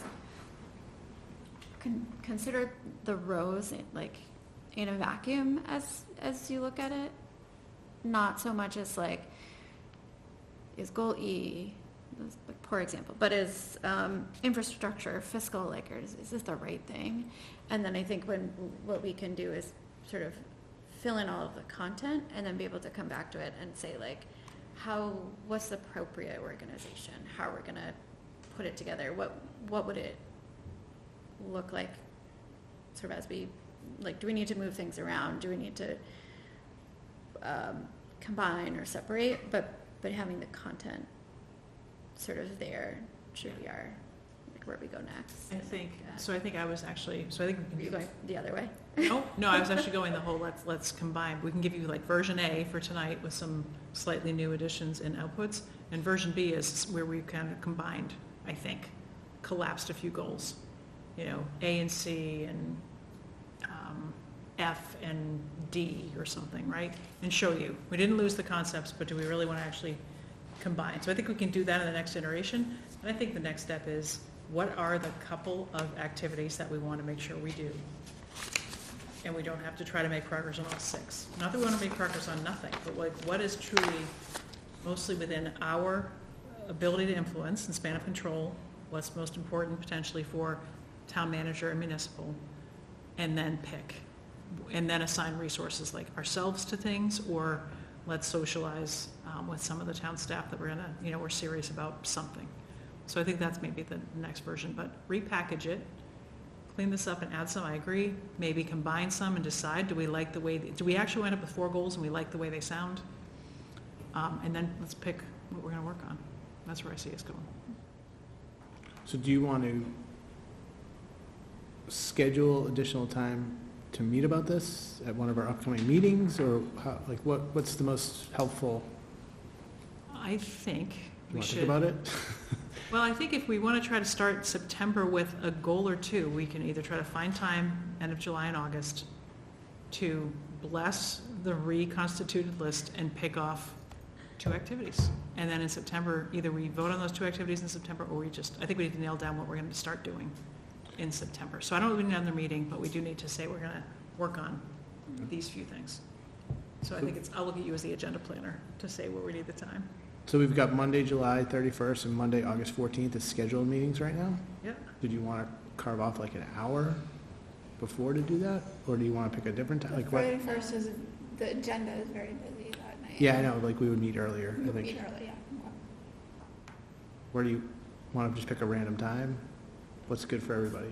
I think if it works to do it before, it just. How much time do we need, do you think? We're doing an Michelle? hour? I think an hour. An hour? What do guys, people think of that? I mean, you've committed to those 2 nights, so, I don't know. Yeah. Which night's better? I would push it to the 14th just to give you a little bit of time. Sure. 2-week cycle is quicker than you think. Do it the 14th. The only thing, yeah, I mean, we don't meet again until September 11th, so. So yes, we have to get something done, I think, on the 14th. Even just to say we're gonna really focus on picking our goals in September. We should at least agree on what we think we're doing So in August. I like it. why don't we plan to send the update for the 31st and then discuss it on the 14th, so that way folks can look at it. If you want to provide any feedback to be incorporated before the 14th, you can do that, and then Okay. we'll use the time on the 14th to discuss it. So would 6 o'clock work on the 14th for everyone? Is that okay? Sure. I think so. Yes. Yeah. Yeah, let's make it. Great. So we'll table this to then. Thank you, everyone, for participating in this for the last 2 hours. I think it's been helpful. Thank you, Michelle and Thea, for leading us through this. So we'll take a brief recess and then reconvene our public session at 7:30. We'll move to executive session, so. We will. And we'll move to executive session, I think now, it's 7 o'clock now, and then reconvene our public session at 7:30. So is there a motion to move to executive session? Motion to move to executive session. Second. Roll call vote. Michelle? Yes. Mike? Yes. John? Yes. And Thea? Yes. I vote yes as well.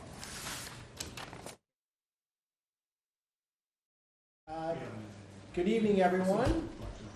Thank you all for joining us. We've actually been in meetings since 5 o'clock, so it's now 7:30. We took a brief break for an executive session, but we're back to public session. So I'll introduce myself again because we have actual people here now.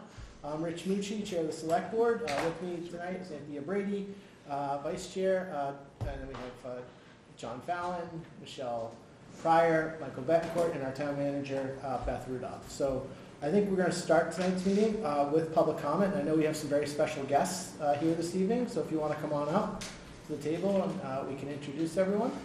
Our students from our sister city in Saint Germain in France.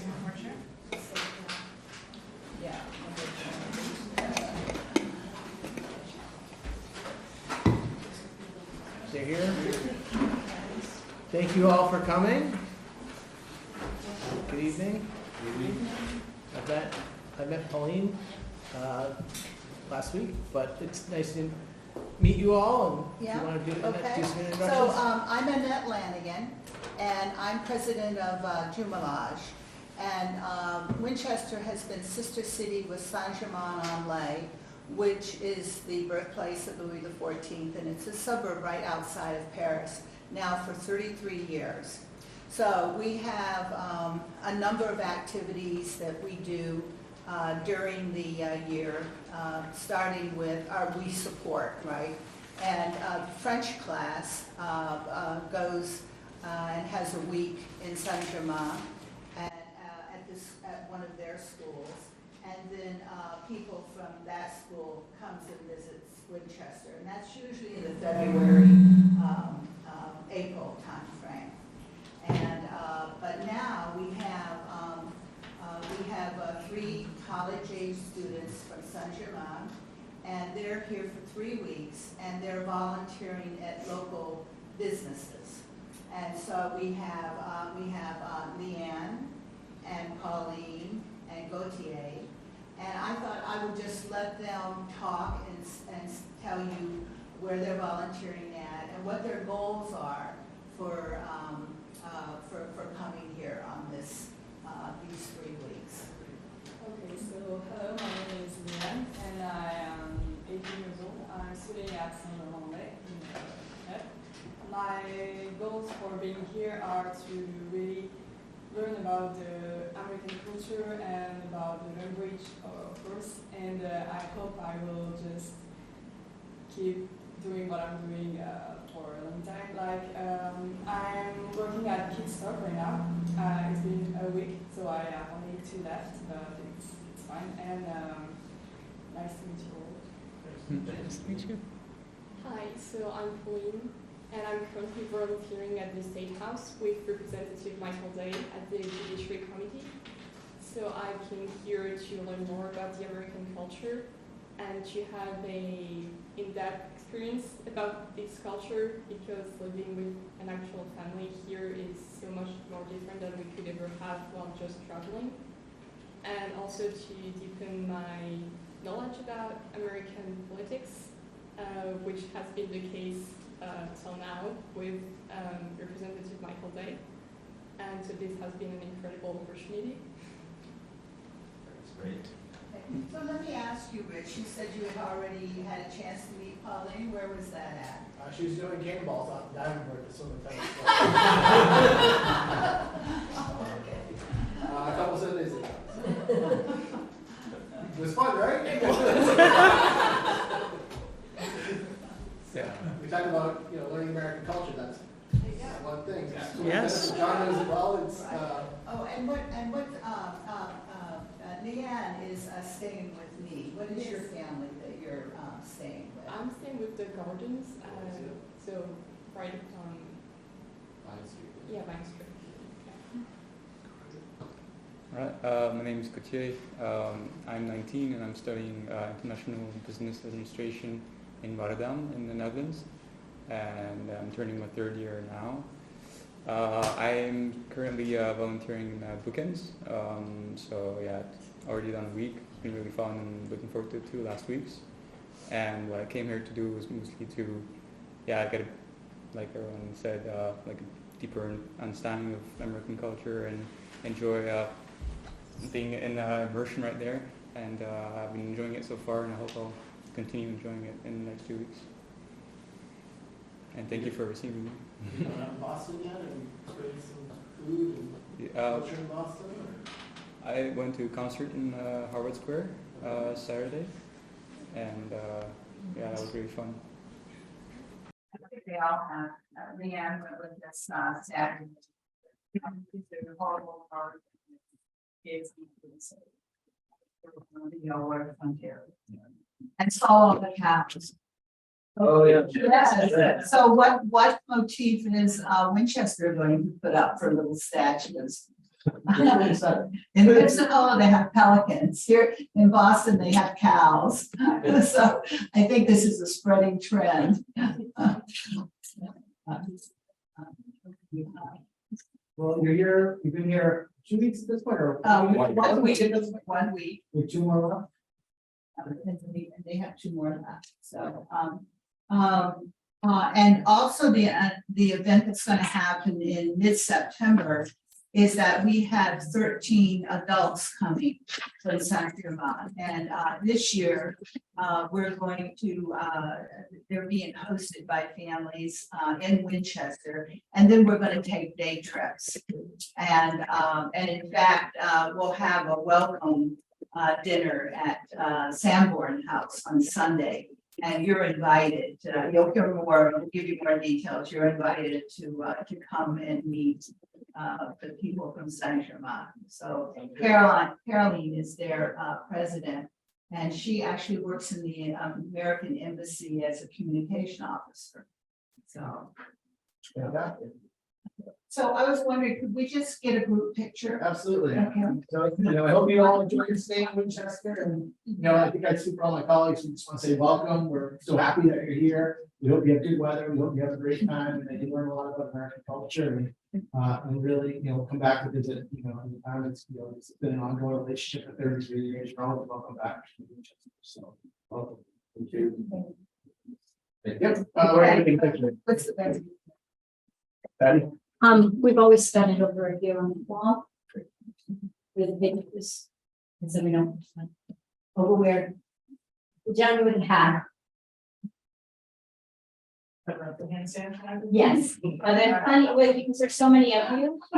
And it would just be easier that we all. Yes. I feel like I should put my mask for tonight. Well, we need to, so basically, everybody knows the stance like this, so that we can all fit in. You guys come in front. Yes, and then we can just strategically place each one of you in between heads, so that you're not blocking the shot, which we sort of do. So we need to there. Yeah. And we can go between the shots, yeah. I think that. I don't know, can we get everybody? But across every place. Yeah.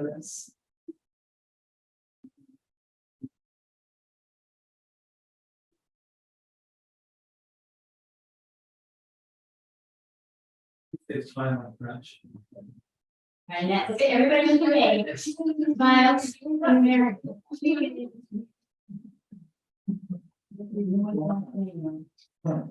All right, great, thank you. Thank you. I appreciate you very much taking the time. To be with us and give a little boost. Thank you so much.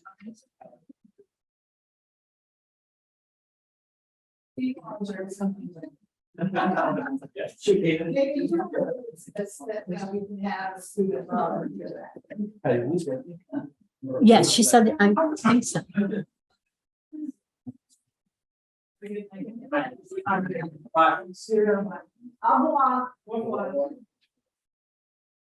the camera for a while. Wait a minute. I just want to make sure our audio is working.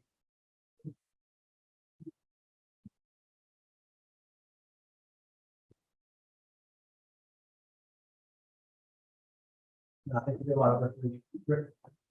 They're bringing it.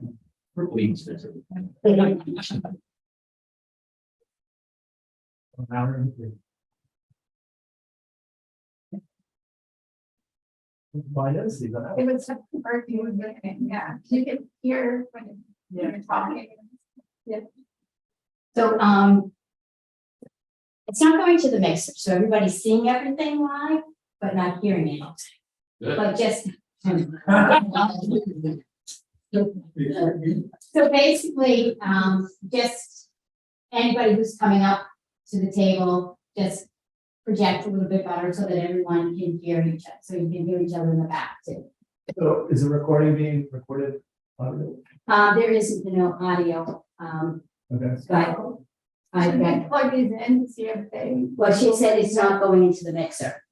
So So- even if they die, like if they die, you have to put them all back on the thing, obviously, but I'm not getting any signal whatsoever coming in. They just turn off the mixer on and off again, couple times, not working, so I can try and turn the whole thing off and on again, but you're gonna lose some the recording of this meeting. It doesn't matter. Why don't you try turning it all off and on? You can. Yeah. And then record. Okay, we have a lot of witnesses. Yeah. Okay, good. Well, why don't we keep going? Why don't we go, Jim, why don't you come on up to the first last spot, the legal part?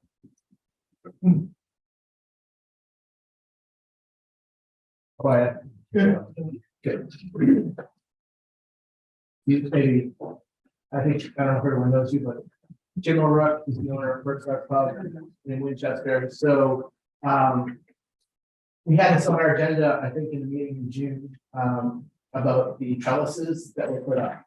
And technically, this board is supposed to approve any of the outdoor dining plan, and if it's in January.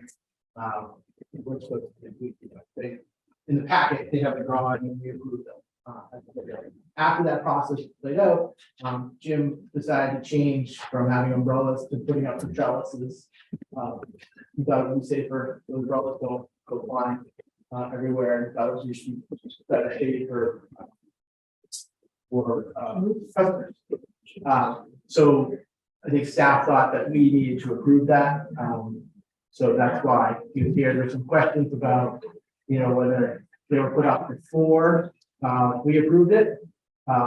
And so I think in the packet, there was some emails back and forth. I think there was maybe some miscommunication. There was a building permit that was issued. And I think, and you can speak to that. Yeah, I mean, you can speak to that, but I think we thought that was, the town manager signing off on it, so you went into construction, whereas we still need to vote on it first. So I think that was just a miscommunication. But we had Jim come in to, answer any questions anyone has. I think, that's kind of where we're at this point. So I don't know if Jim, you want to add it? No, just, I think it's miscommunication here, and I got a paper permit, it was approved by the fire department, so. Yeah. And the building commissioner issued it. So are there any questions for Jim? No, it's a more process, more problem process. Yeah, but maybe it was, it's not so about the time, we didn't take it to the process to be. Very much, it's the same set of so that was like, the noise to me was that gave a process or ED or from applying ED.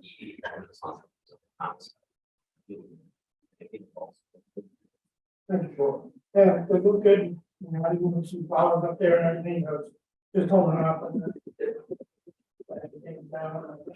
Right. Any other questions or comments?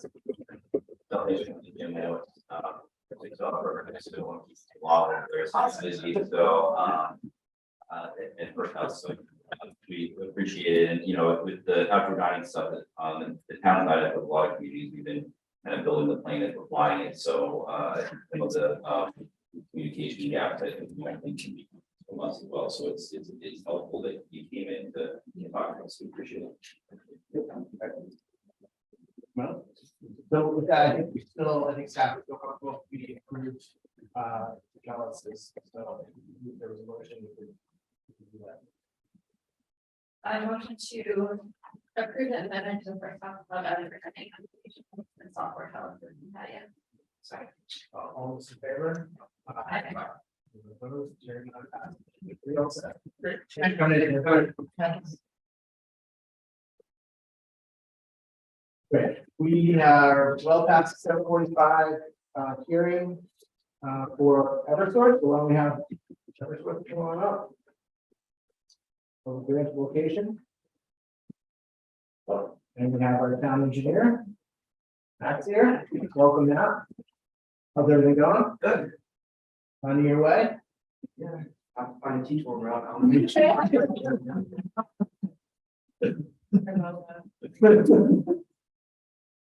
Well, as long as you make it. Apologize. So what are we here for tonight? Eversource would like to install approximately 6 feet of conduit from pole 95/41 to 404 Main Street, and this is to relocate the overhead work underground. Is there any concern with the side? Yeah. Questions for the board members? Very well. Is there anyone here in the public who wants to speak on the strand location for Eversource at 404 Main Street? Okay. No? Yeah. All right, hearing none, I'll close that portion of the hearing. Is there a motion? Motion to approve the Eversource grant application to install approximately 6 feet of conduit within the public right of way to serve the rest of the floor. All those in favor? Anyone opposed? Hearing none, it passes. Thank you very much. Thanks, Matt. Hopefully you can find your way out of town.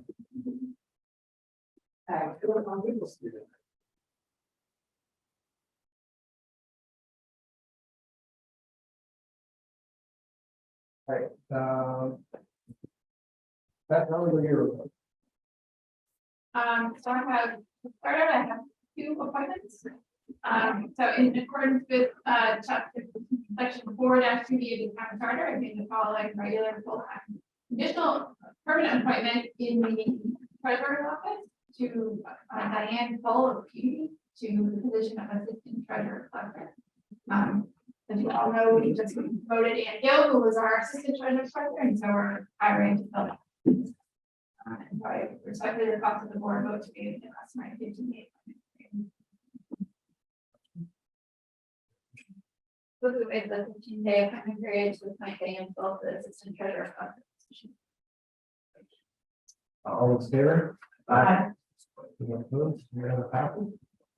Great. So we had our second department head retire at the end of June, which was our building commissioner. So we advertised for that position and we had a really well qualified pool of applicants. I think one of the best of the positions we hired were really great in that of folks who applied. We had an initial interview with myself, he's my manager, and the HR director, and then we had a second round of interviews with several of our departments. And so at this point, I'm making a recommendation that we appoint Tom Kennedy from Arlington to the new building commissioner. So I'll just read the usual language here.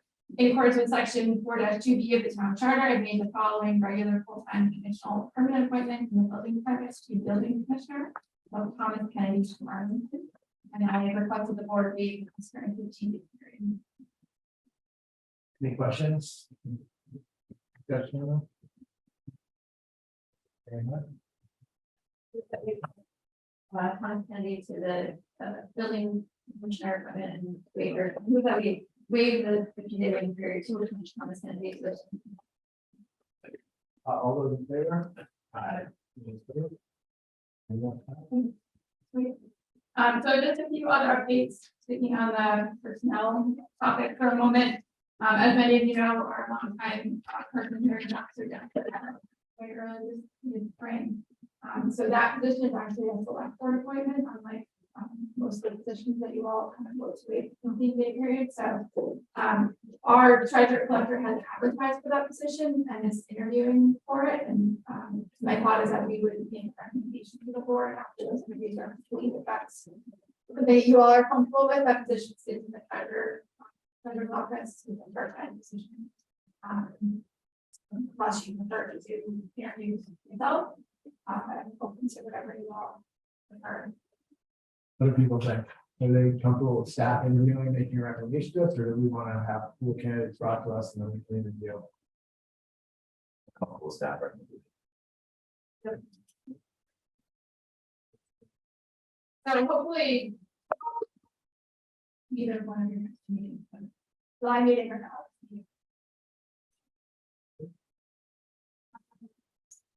The most important announcement of the evening probably is that Lake Street Bridge will be closed starting Monday, was.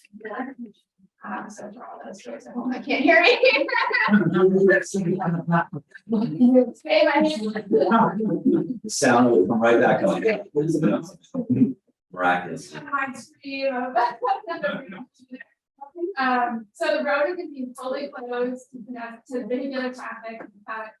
The pedestrian access will be closed as well, but we have installed a temporary pedestrian bridge. Inside close to the DPW. We've been working with engineering and DPW on a variety of ways to get the word out. We're handing out flyers from transportation, we're doing the Text message from school today. yes. School, so we're doing everything we can. I'm sure there'll still be some folks who are surprised as message boards up around town. There's detours that will be time. Our hope is that the work will be completed and the bridge will be open. In a few months. Did they get it done? Pray for good weather. Pray for good weather. Right. So there's a few other updates. So, as many of you know, in March of 2021, the town passed a debt exclusion override for the last part flood mitigation project, the culvert project. Unsurprisingly, as every project estimate that project since the override was passed has increased. The 2021 estimate was $9.1 million, and we're now at $10 million. So I'm not giving this page, I'm comfortable with that number. Because it was a debt exclusion override, we have to go through this multi-step process to fund the anticipated cost increases. The first is to file a form with the Department of Revenue, which you are outlining why you can make change. That form has to be voted by the board, which I'm hoping to have support with July 31st, which the details will get back to them, and then we'll have to go to fall town meeting to increase our more to come. Any questions on that? This point? We are moving forward with a review of some material solar projects. So we have brought in Select, which will be to evaluate the PPA and their purchase options. And then with the finance chair, Miller, vice chair, Brucey, a few weeks ago, and they are included all the correspondence related to that. So they're going to be helping us to evaluate people. We're going to be here on other questions. Similarly, just an update from the last meeting, we talked about issues that are coming up with flooring. We're working with a consultant on board. So that was for these issues. I'm pleased to report that the town's received an FY24 community planning early action grant, which should be accepted this evening. We have $50,000, which is putting towards an updating production plan. Some updates from the recreation department. They are in the process of getting a new main entrance door at the music school, and also are installing more robust security systems that includes key card access for all staff, security cameras at the two main entrances. And so it's more similar. So they are looking to improve this security. And then a variety of construction updates. So first, work is ongoing on the project across street 23 times. Happy to say that they finished the paving across Washington Street that they were last week, so that will help. They'll be in at the sunlight meeting on confirmed to this company that's how many HDD work and going. Eversource 115 project, they have completed the straight by 2022, and they are wrapped up at this point and fitting that Jay is here. We worked on that project for many years. Transmission renovation, they are projects that hold until we have our pre-abatement meeting with DEP. Then we'll be able to report the final paving out there. Lynn School Parkers, the modular classroom installation complete. They're finishing interior work, and then the school project expected to begin in October. The construction at the intersection of Woodside Road and Wildwood Street is substantially complete with the exception of some pavement markings, which are really critical to the feel of that intersection. So I hate to call it say substantially complete, and really those pavement markings are fine. People feel it's a change hard, feels a little different out there. A lot of other work going on for roof evaluations, town hall, library windows, stuff as we're dams, rock, electrical, all that work is going on. Some unfortunate news in terms of a couple big projects we just had. We did the Washington CrossFit Bridge repairs. That project he made significantly over budget. So we are working to figure out if we can use some Chapter 90 money and use one of the projects underway, and we'll be back all town meeting for request for that. How much more of that? You know, I apologize. I don't have the number. Okay. I would say it was 250,000, 350,000.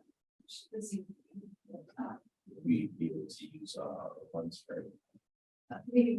Yeah, that's important.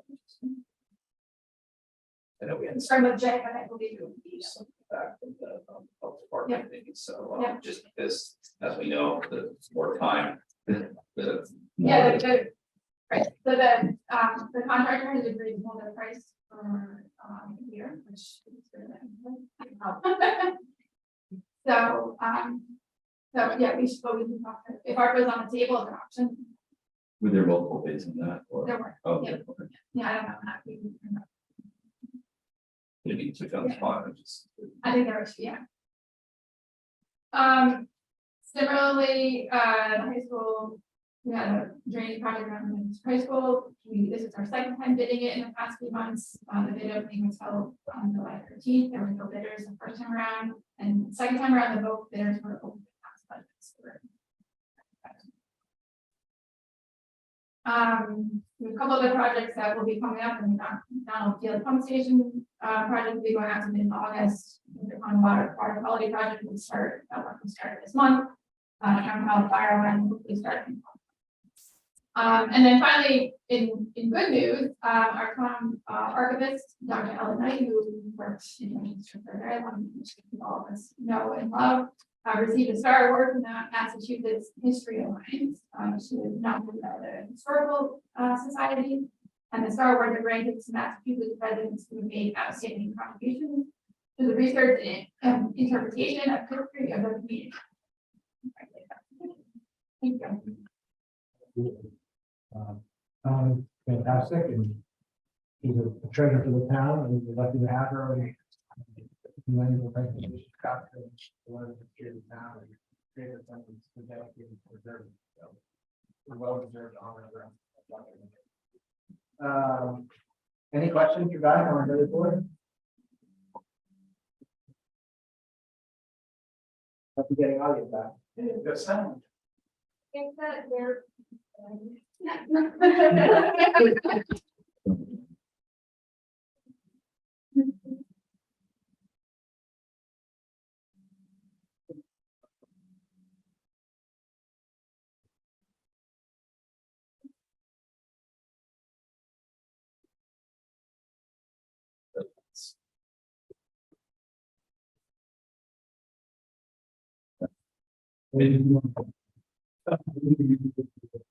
Yeah, we passed it.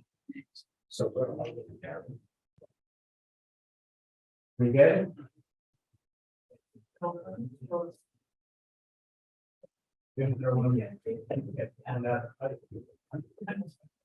yeah. You want one? Was it there? I guess.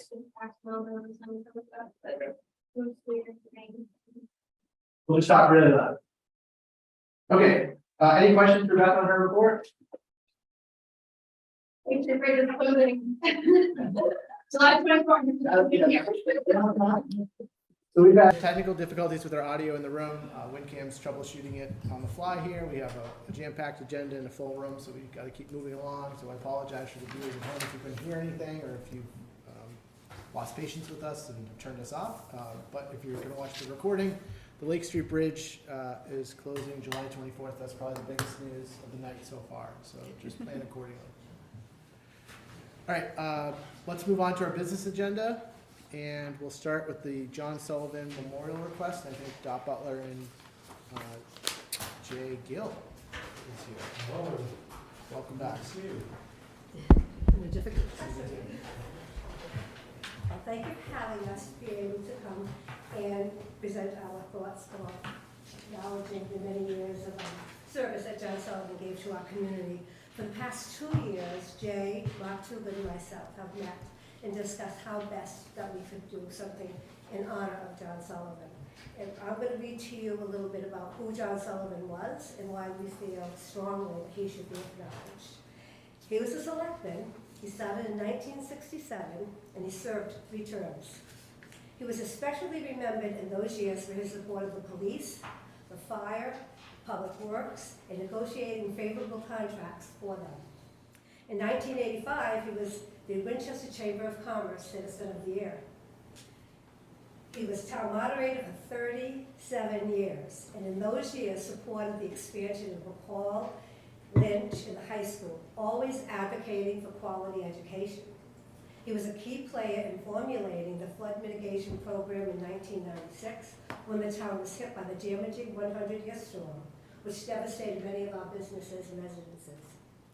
He was the original trustee and founder of the John and Mary Murphy Foundation from 1997 to 2015.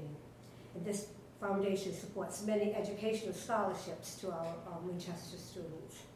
He was a Paul Harris Award winner for the Rotary Club, which recognizes a member of the community that has made an outstanding contribution in its community.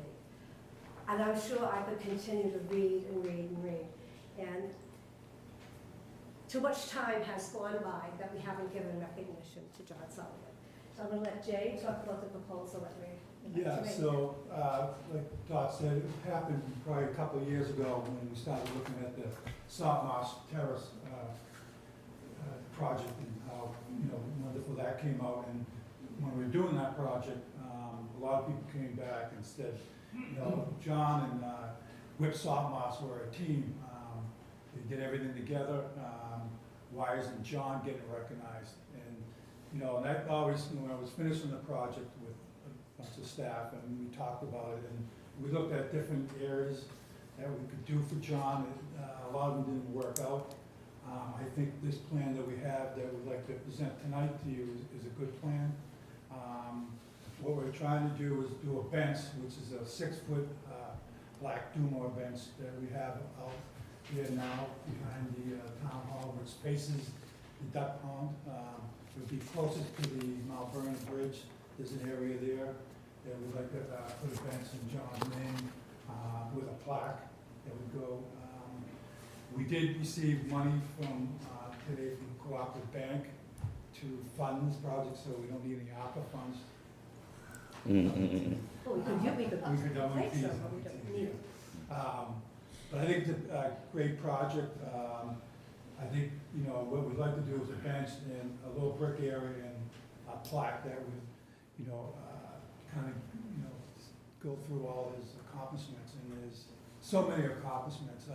I'll be quite honest with you, I wouldn't have this job if it wasn't for John. I lived on Cannon Bay Road, and he grew up in that road. And I remember when I was going for my first management position, he made me come up there and, told me what I should say in the interviews. And it was my first management job. And he was the reason why a lot of us in Winchester volunteer our time. Whip and John set the bar for being both community people that grew up in town, and they taught us, and taught me especially, to give back to this town. And I'm actually doing it again tonight. I live in Woburn now. That's what we do. And that's why I think it's very important that we recognize John in this. Like I said, it's a small, we're not doing anything really big yet like we did with Whip. But I would like to do a 6-foot bench, black Duma, which we do all over town. We do it all the time with a plaque. And I know other people would donate for flowers that are around the bench, but we'll be perennials like we do along. The garden club has helped us out, so we'd like to get your permission and vote maybe tonight to move forward with this bench. Any questions? Is the donation from the bank sufficient for the bench, or is there some, and I'm kidding about ARPA, but is there an appropriation or an additional expenditure that the town would need to make? Yeah, so, we're gonna use, I still have some friends at the DPW. You're kidding. Yeah, shocking, but I do. We're gonna use them to help, we install all the benches in town anyways. So we met with DPW, and they're willing to help us out with installing the bench, pouring the pads. We probably would be looking for more funds, I know, but I think, people, I think privately, I think we can get most of it done, but if we don't, I would, come back to the board and see if we need, but I don't think we will need to, hopefully we won't. Other questions or thoughts? I think it's a great idea.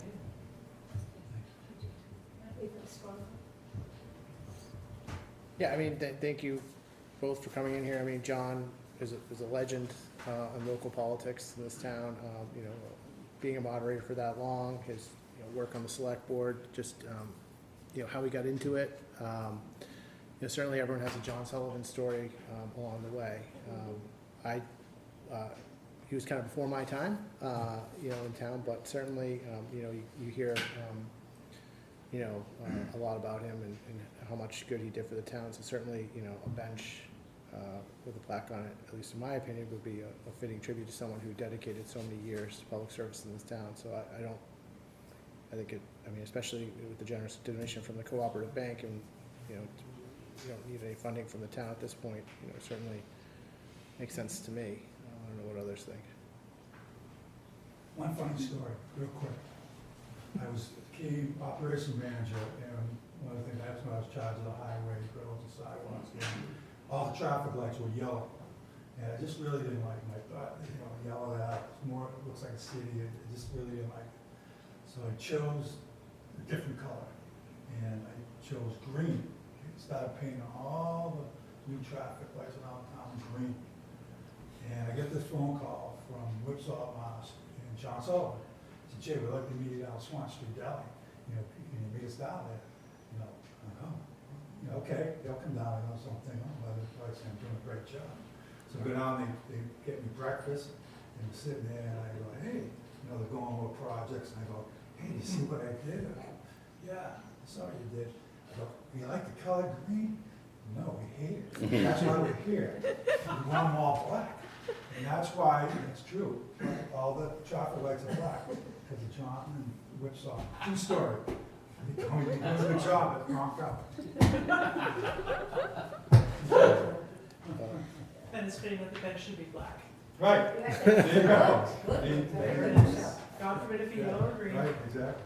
And my story is 30 Wildwood Street. John grew up in the house. Died overnight. Oh, wow. I didn't know that. It's all carvings up in the attic from the Sullivans. Some you would want to read, some you don't. So what is the action item for us tonight to approve the project as presented? Is that- we get approval for install the bench in the black. Okay, and you're gonna try to raise funds to do that. Okay, well, then we would need to accept the gift from the cooperative bank as well. Right. I do believe they sent you an email today. Yeah, we have something, yep, we have it in our donations. All right, so if there's a motion, or any other discussion? All right, hearing none, if there's a motion, we can move forward. Motion to approve the John Sullivan Memorial Project as presented to the board. Second. All those in favor? Aye. Thank you very much. Thank you. Thank you. Okay. Right. Next up, we have our utility box program. I think Peter's here. Come on up, Peter. How are you? Good. You have a presentation that will. Well, I could if you want. You should have gotten a copy of it before. I can go through it or I can not. Basically, I mean, the PowerPoint was just all the details. Maybe you don't want to see too many details right now. But the idea is that utility boxes are a great platform for art. They're out in the public, they're not generally very attractive to begin with. And a number of towns have, throughout the country, and especially around us, have had utility box art projects. Arlington has a very active one, Belmont has one, Medford has had one for years. And just today I was driving through Arlington on Pleasant Street, and I saw a number of really attractive boxes there. So people have been coming to the Cultural Council over the years and saying, why don't we have something like that? So why don't we have something like that in Winchester? So she decided, yes, we should have something like that. So here's something, yeah, great. So this is the idea. Got it. So the box on the left, these are examples of decorated boxes. The one on the left is somewhere in town. The one on the right, the two on the right are at Bright Black Farm right now on their property. Somebody who's decorated those. And you can see lots of examples. This is the way that Arlington has run the program in 2019, just as an example. We set up a program, the Cultural Council set up a program, and these are rules which are based on all the other programs that we reviewed in Boston, and Somerville, and Arlington, and Medford, and Belmont. And they're all very much the same. When we looked at this originally in 2021, the going rate seemed to be $300 a box that they were paying people, although Boston did pay $500. So we decided we would be a little bit higher than that and give them $350. Now looking at it now, most of them have gone up to $500. But anyway, we have put this out there. We have requirements. We have a committee, which is composed of the Cultural Council and a couple of local artists. Denise Konachek is one. Hilda Wangdu is on the committee as well. She's the chair of the Cultural District. We identified a number of boxes around town, which are town-owned and in reasonable spots for people to reach. And this is a list of the 14 that we identified. We talked to people from DPW and got their approval that they were acceptable to do. Some of the requirements that we have is that they can't cover up safety signs on the box. They can't create a distraction for drivers. They can't put objectionable material in there. And they have to tell us what their design is in advance. And it's the design that's approved. And they also have to send, as part of their application, they send examples of their previous artwork so that we know that they can do it.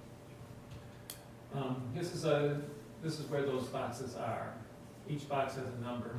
I didn't have a big enough map to show them all, but most of them are around the downtown area. There's one on Church Street at Fletcher Street, which I think is a great box, but we haven't found anyone to paint that yet.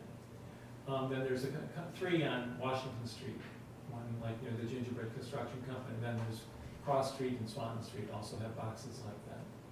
And there's one at Water Street up near the Winchester Optical.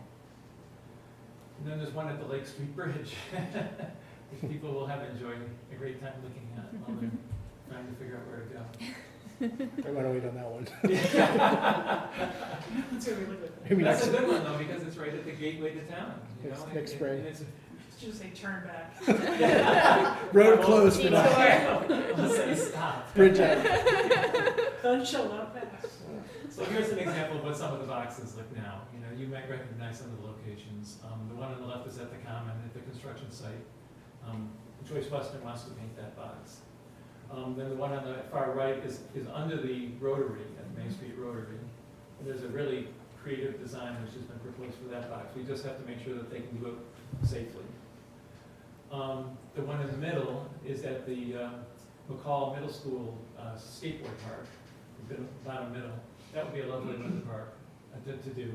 And we're hoping we might get some students to do that one. So yeah, the one on the far right on the bottom is the one at Fletcher Street.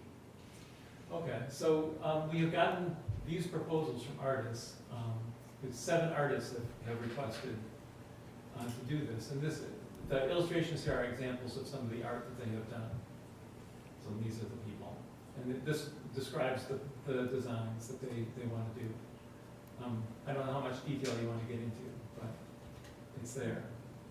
The one in the box on the far right, bottom, is an example of what Adam Atkinson has done in Arlington.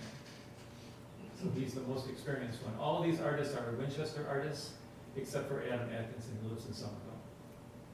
But he is the one with the most experience painting boxes. All right, so the great thing about this program is it beautifies Winchester. It takes what some call an art eyesore and turns it into a work of art. It helps, it brings more public art into the town, which Hilda and the Cultural District have been really pushing for. And that's one reason why we have these stickers in the sidewalks and we're bringing the sculptures in and so on. It supports local artists and it helps connect them with each other. And this is, as you get into this program, you discover there's a lot more boxes than the 14 that we identified. And there's a great potential for expanding the program if it works. But we're going to start rather small, just so we make sure that it works. You know. That's That's it. I hope that the select board will approve the program as we've designed it. Great, thanks, Peter. Any questions for Peter? Most good write-up, great program. Yeah, no, Thank you. very informative packet, presentation. Yeah. The timeframe is to get it, I know there's some, Timeframe is to do it over the summer, basically. That's what we really like. How long do they typically last, the Sorry? artwork? How long does the artwork typically last? It can last for years. Okay. And one of the criteria is that they have a durable design. Okay. I think it could be up there for a while, but if you don't like it, we can always paint over it. Yeah, no, I was That's just part of curious. the stipulations. So if people start complaining, we can just cover it up. Hopefully that's not the case. Hopefully that will never happen. Yeah. Because all the designs are, I think they're just beautiful designs. There's nothing that would be objectionable to anybody that I can see. I mean, I think it's a great, continuation of what the Cultural Council is working hard to do in town, which is bring public art, as you mentioned. We've got a lot of examples of that right now, which is always fun and fantastic to look at. So, this is just another step that many other communities have taken, that, kind of makes sense to me. I'm not sure what others think. Yeah, I think it's a great idea, and I look forward to seeing the art, how it turns out, and hopefully that leads to doing some of the future boxes. Also, sort of nice. I'll be able to walk past several of them in my neighborhood, so it's great. We're hoping that we can make, as I said, the middle school one, I hope we can get some students to do that. And there's one at the high school too that we'd like to get students involved. That'd be great. And I've made contact with our teachers at the high school, and hopefully we can get the students involved that way. One of the developers of this program was a student that was on the Cultural Council. That's great. So Spencer Wu. Oh, yeah. Great. Well, thank you. If there's no further discussion, and everyone's okay with it, we can have a motion. So move that we approve the use of utility boxes for the Cultural Council program as presented,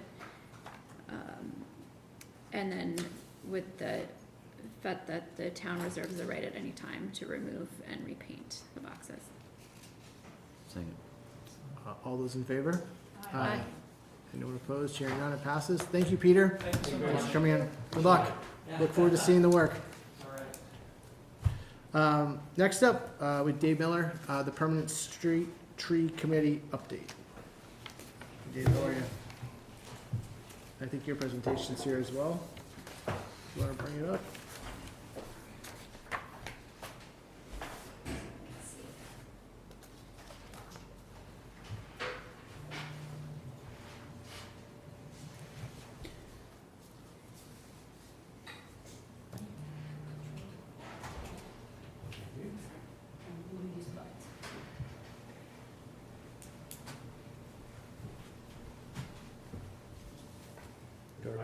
Nope, you can go right ahead. You'll be back. So I'm David Miller, Chair of the Conservation Commission, and I'm here this evening as an acting representative of an acting committee, the Permanent Street Tree Committee. The other members of the group approved my being here this evening, and what I'll be working to in through this thing is giving to a request to the Select Board.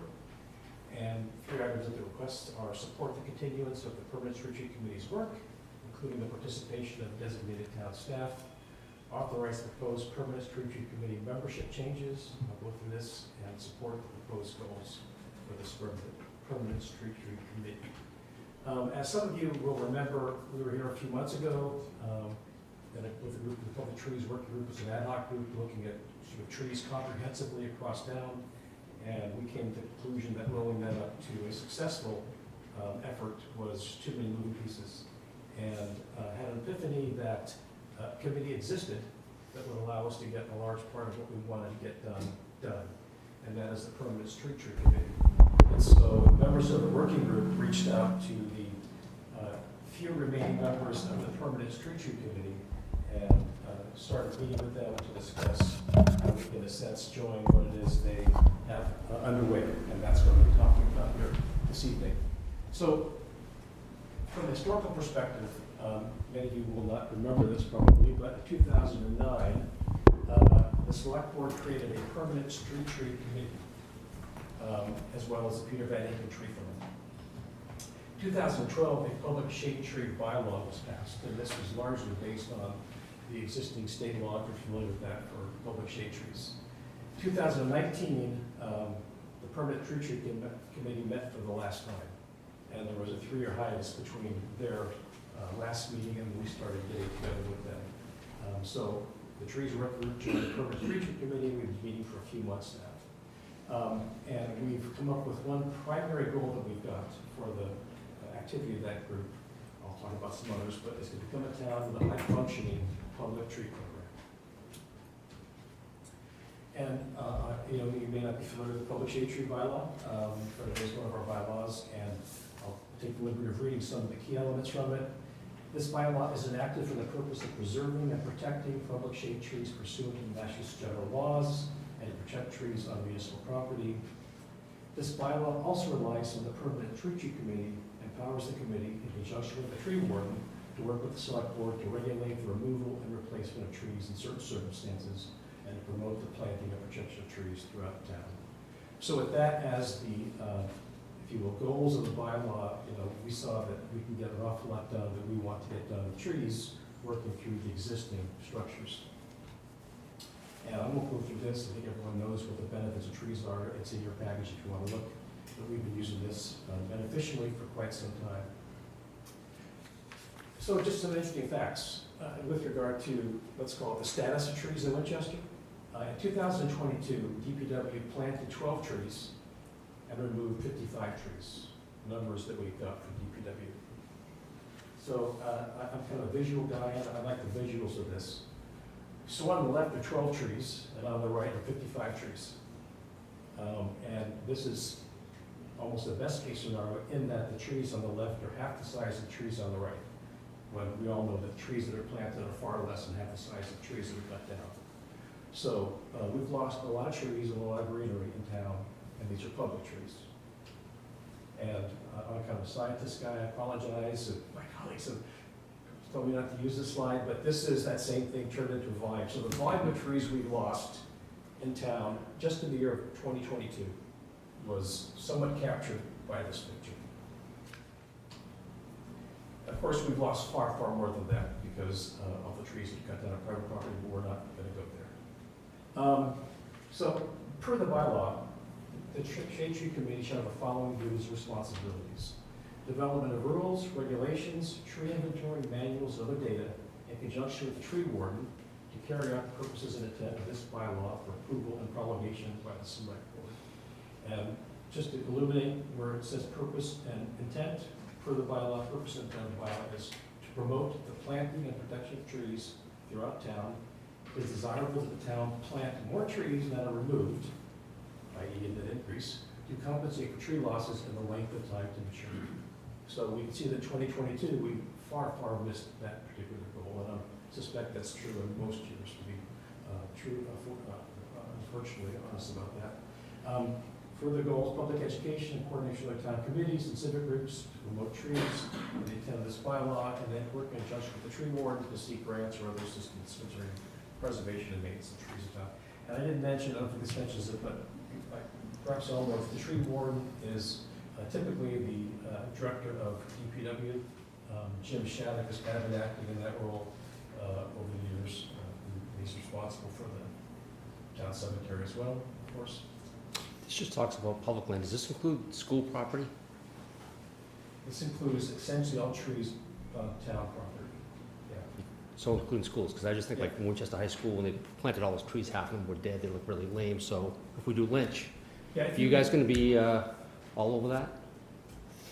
So there's a few questions there, but trees on school property are on town property, right? One would think, but I'm not sure. Whether they're public shade trees, by the definition of public shade tree, is a different question, right? So they're not really by the definition of public shade tree bylaw, but they are town trees, and we would be happy to include them in this.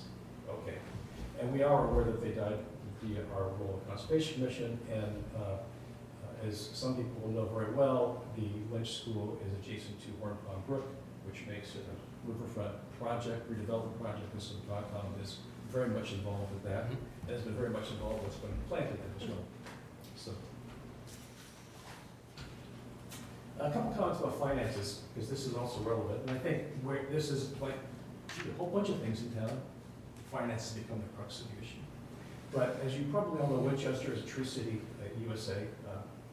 That's something Brian Mantor manages well. Matt Schumann started it when he was assistant town engineer. But there's a catch to this.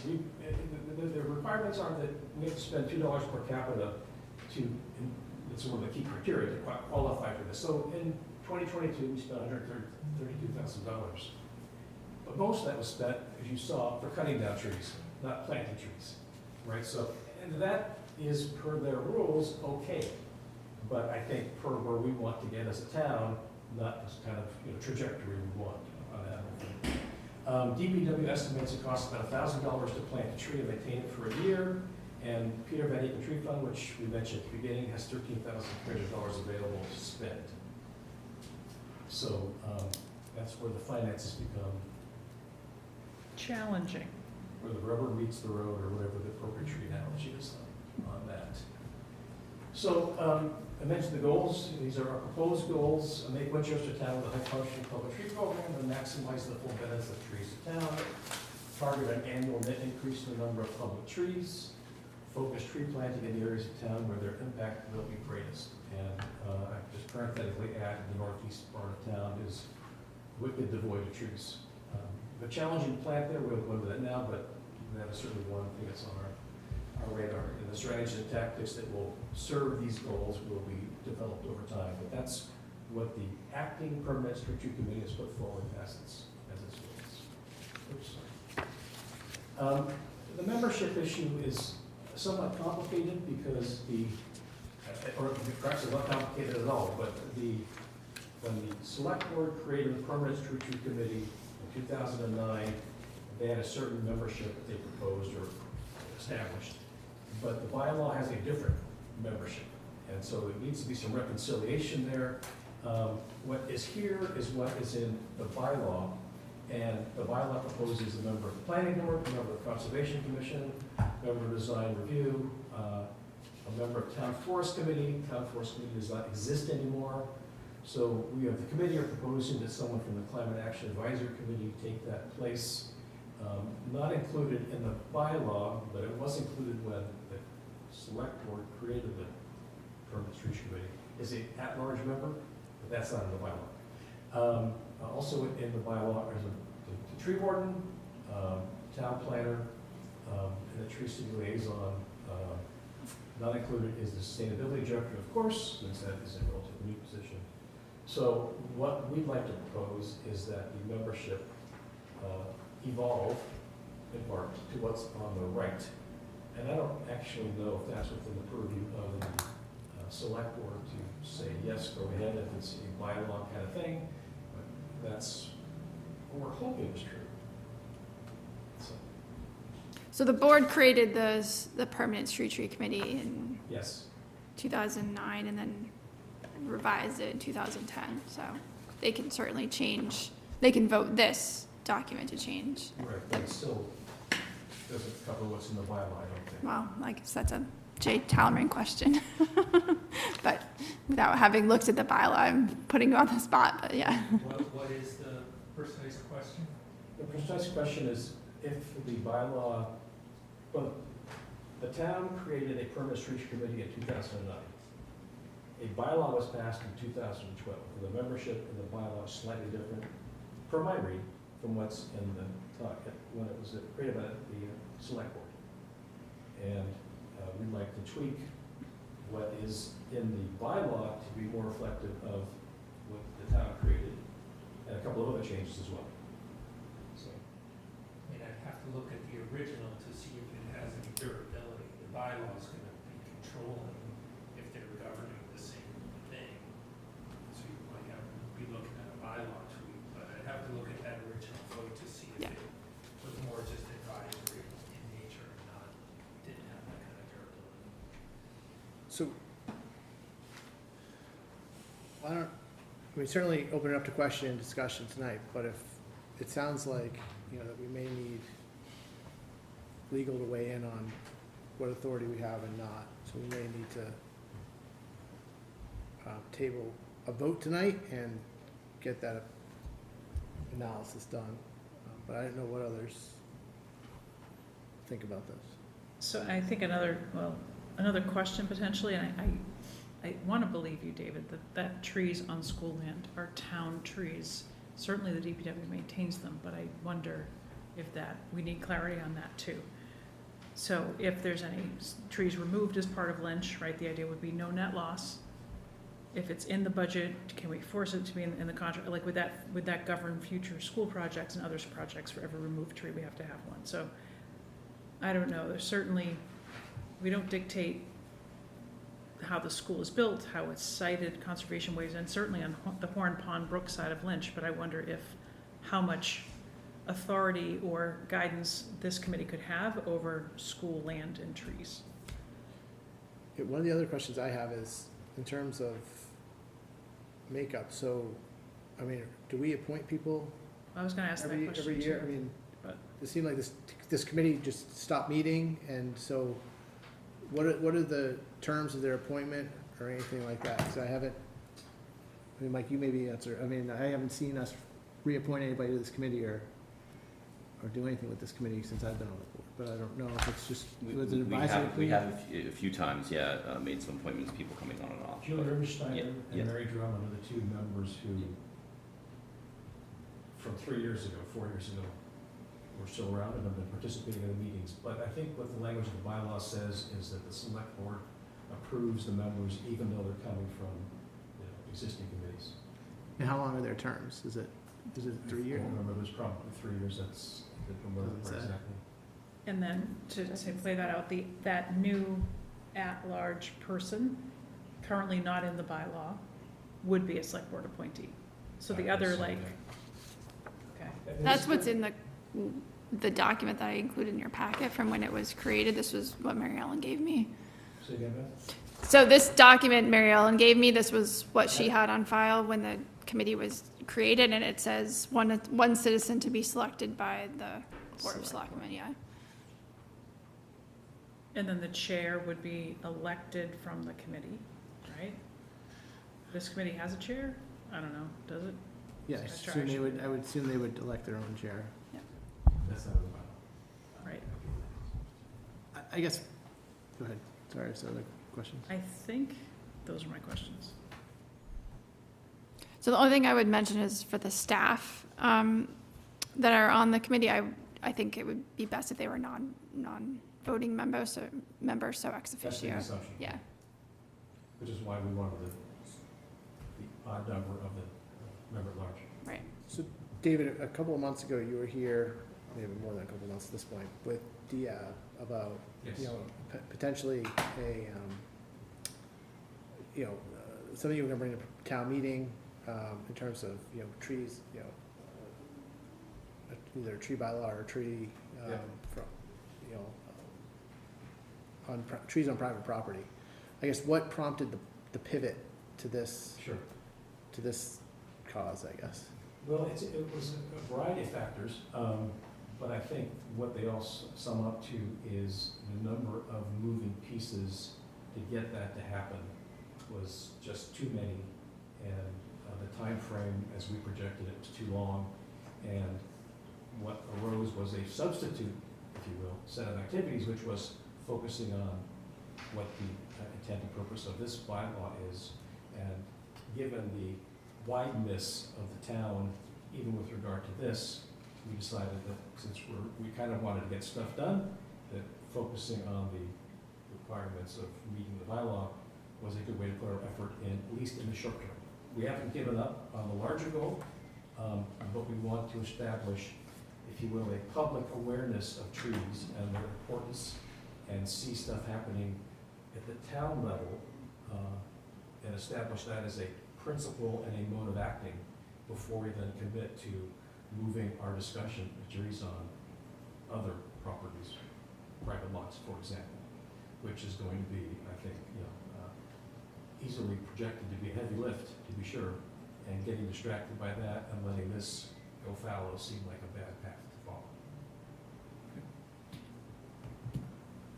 So I wasn't here for whatever that other conversation was, but Yeah. are you saying that the permanent street tree committee with public trees would then be trying to make policy on private No. trees? Okay. So that's not the No. bylaw. That's not what we're, Okay. it's all public trees. There is, sentiment about trees on private land, but that would be a distraction to get into at this point in time. We got tons to do making up the deficit just here. So. Yeah, I'll just say, thank you for, bringing this forward. I mean, there's somewhat of a conflict here between the committees, but they seem that the objective is the same, so I don't want the bureaucracy to get in the way of what we need to do.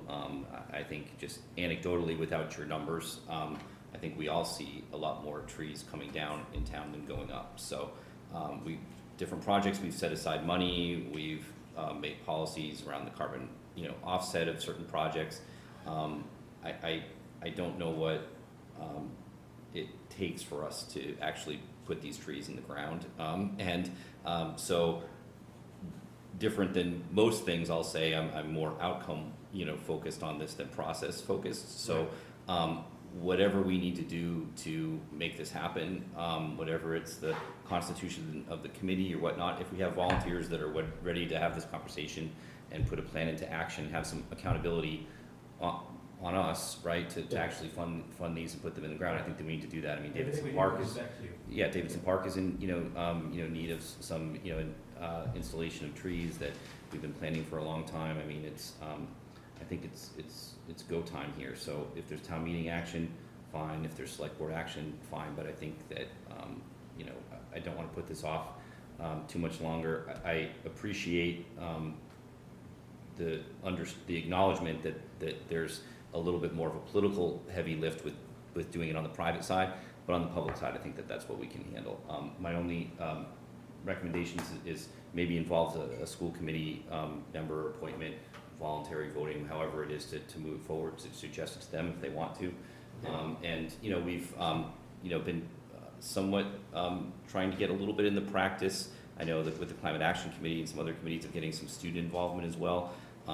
That would be nice as well. So too, we've got a lot of kids that have been. We have had some, Yep. I didn't mention, but keeping it part of the active program. Yeah, but please, I appreciate you taking this on, and I hope that that we can support you in moving this forward as quickly as possible. Go to the last slide, and I think, unless people object to what Mike just said, that I think in essence, that is what we're looking for. So I don't know if we're prepared to do number 2 tonight, only because I think if we're gonna change the bylaw, I think we would want legal to weigh in and make sure if we're changing it, that we're changing it, Yeah, I've been looking over the bylaw now, which takes the normal street tree process and kind of pumps it up a little bit. So I do think that the bylaw largely supersedes the prior more advisory vote. But, we should talk about it. If you want to change, then you're going to want to change the bylaw. I mean, the bylaw still keeps a lot of the committee's work on removal of trees is more advisory and in consultation with the tree warden, best I can tell. So it's mirroring in part the statute, but it is applying more broadly than just street trees. So it does appear to cover any town trees, school or otherwise. So it is pretty broad, but still more tree board than committee. But there's a lot here, so I'm just taking a quick peek at it. I think, to sort of Mike's point, I think we can keep on doing what we're doing, since we don't pass any laws or regs, we just meet and make recommendations. So pending any, I guess, maybe fall at this point in time, change in the bylaw, we can still keep doing what we're doing. I don't think there's a problem with that, to be sure. And maybe it helps that the sustainability director is involved in this as well and can communicate with us a little bit more.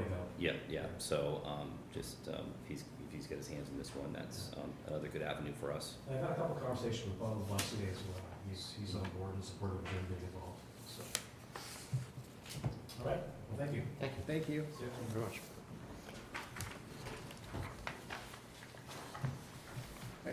Next up, 8789 Cross Street.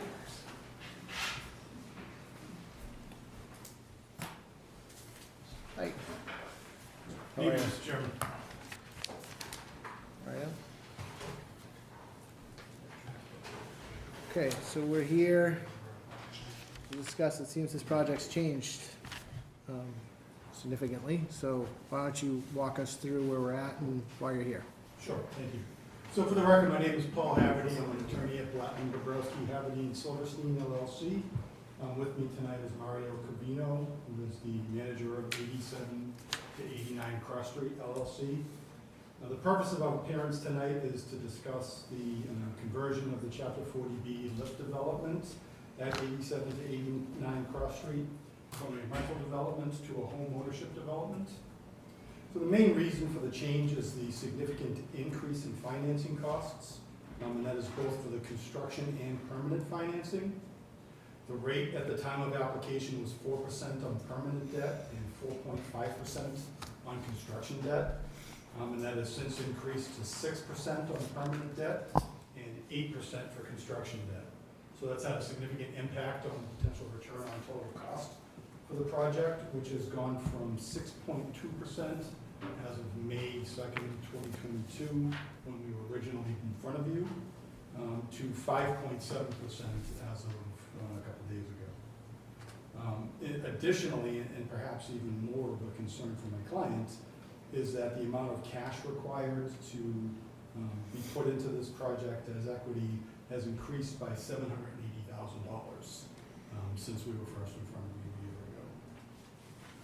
So pursuant to the DHCD guidelines, the uneconomic threshold for a rental development is 4.5 points over the 10-year treasury yield. And that 10-year treasury yield was 3% on May 3rd, 2022. And now it is 3.759%, which means that the uneconomic threshold was 7.5% on May 3rd, 2022, and the ROTC that we were showing was 6.2% at that time, which was still uneconomic, but it was within the range of a viable project. The uneconomic threshold has increased to 8.259%. And our return on total cost has decreased to 5.7%. So the spread between what is economically viable and what is not, and what we're coming in at, is significantly greater. The return on total cost for this project as a home ownership development is 10.04, which again is also under the uneconomic threshold for home ownership projects. However, it's more economically feasible as a home ownership project. And again, in particular, given the amount of cash that's required to be put in as equity, it's much, much less on an ownership project than it is on a rental development. So that's one of the main considerations. So in order to do this conversion, the client is proposing to reduce the number of units from 9 units to 8 units. And if you recall, as originally proposed, all 9 units would have counted on the town's subsidized housing inventory. 2 of the units would have actually been affordable, and those units would have been affordable at 50% of area median income. In order to do this as a home ownership development, we've got to reduce the number of units to 8 because it has to be divisible by 4. You can't do the 20% at 50% area median income on a home ownership development. That option is only available on a rental development. So the proposal now is to have 2 of the 8 home ownership units affordable at 80% of area median income. And again, unfortunately, this means that the town would not get to count all of the units on its subsidized housing inventory. It would only get to count the actual affordable units. Mario, I don't know if you want to go over sort of what the ground changes will be as a result. Again, we're reducing the number of units, increasing the number of parking spaces. So there are some benefits to the neighborhood to going in this direction. It's just that there are more parking, a few more spots. But it's just one less unit, as you well know. That's what the River Street project as well is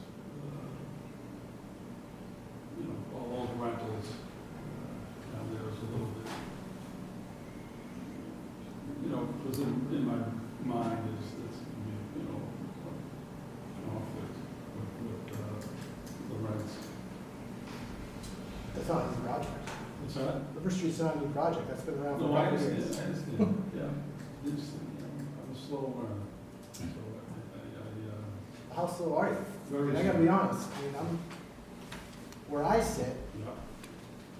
you know, I feel like this is a bait and switch. It would have been a bait and switch if I went through the whole process. But during the process, I stopped and said, wait a minute. I didn't want to do a bait and switch and get the permission, get the permitting, and then do a bait and switch. That's a bait and switch in my mind. So I wanted to stop and discuss it with you and bring it here first. So I disagree with doing the bait and switch. Anything else? So we know that you did receive comments from the Housing Partnership Board, and we'd be happy to go and meet with them and discuss their comments and get their feedback on this. Yeah, I certainly think you need to do that, but I'll open it up to my colleagues for discussion. Yeah, I'll say, you know, thank you again for coming in, and, you know, I think I was a little disappointed with the change. Of course, I think that you guys have been working with us, you know, pretty well all along, so it's felt like a good partnership, which is the LIP process, and so this is a first one for the town, so we, you know, want to put a good foot forward, and we want these to happen, you know, all over the community. Town meeting has told us that they want affordable housing, but they also want credit towards our subsidized housing inventory, right? So while that may mean less to some folks, I think it does mean a lot to the community that we're getting affordable housing and we're moving towards that 10%. So my question is, I guess, looking more at the economics of it, I mean, if your delta is 780K on, you know, one of these units, why not just make one of them for sale, cover that delta, you know, that you need to put down, and still have the other 8 be rental units? I mean, are you able to do a combination rental and? So the 780 is actually the increase in equity that needs to be put in. Yep. I'm not sure what the total amount is. Unfortunately, Lynn Sweet, who is Yep. the economics consultant for this project, was unable to be here tonight. But it's not just 780. The 780 is the increase Right. in the amount of equity that has to be put in. So it would be more than that. You couldn't do it as one ownership unit and 8 rental units anyways, because you wouldn't be able, again, you wouldn't be able to do the 20% at 50% area median income. When you have one of the units as an ownership, it has to be all rental. And you then wouldn't be able to get to count all of your units, again, because you would not have the right percentage of affordable units. I guess I'm just looking for some way for us not to shift it from, you know, rental to, you know, almost entirely, you know, for sale. And the big kicker for me, really, beyond the numbers, is going from 50% to 80%. I mean, that is, that 50% and lower, really, we need 30% units, to be honest with you, for affordability. That really hurts, I think, the project. From you know, I think other colleagues can weigh in, but from our housing focus side here at the board, I think that's probably where there's some room that needs to be made, is that the affordability levels. So you know, maybe if there's some, you know, combination of reducing the 80 down to 30, and I don't know, but I would hope that there's some room here, and maybe there isn't, but hopefully maybe we can have that conversation with Housing Partnership Board and Affordable Housing Trust, anyone else that wants to weigh in. Yeah, sure. We're definitely happy to try to figure out ways in which we can, you know, address the issues, you know, that the town has identified and wants to push forward on, while also still having an economically viable project. Thank you. Others? I mean, I think, as Mike said, it's disappointing that this is not a project that, as we anticipated, would count 9 additional units to the SHI, and now to count 2 and effectively also be increasing the denominator is, you know, it doesn't seem like it's really doing much in that regard. I think in meeting with Housing Partnership is important. In their memo, they did point out, they made some notes, and it also feels like there's been some talk of working with us, and then not really getting some of those things that were pretty clear that had been put across into the application. Noting the preschool across the street, but neglecting the elementary school that is, most people are not living near, and most people are, commuting, walking from that neighborhood. So I think certainly meeting with them, getting their feedback, but, and just considering, how this can really support what Winchester is looking to do in terms of housing is important. I think I would just pick up on that with the Housing Partnership's comments on a condo fee. If the sales price is prorated to be affordable, I didn't, it looks like in the item 10 on your application, the condo fee is the same at $330.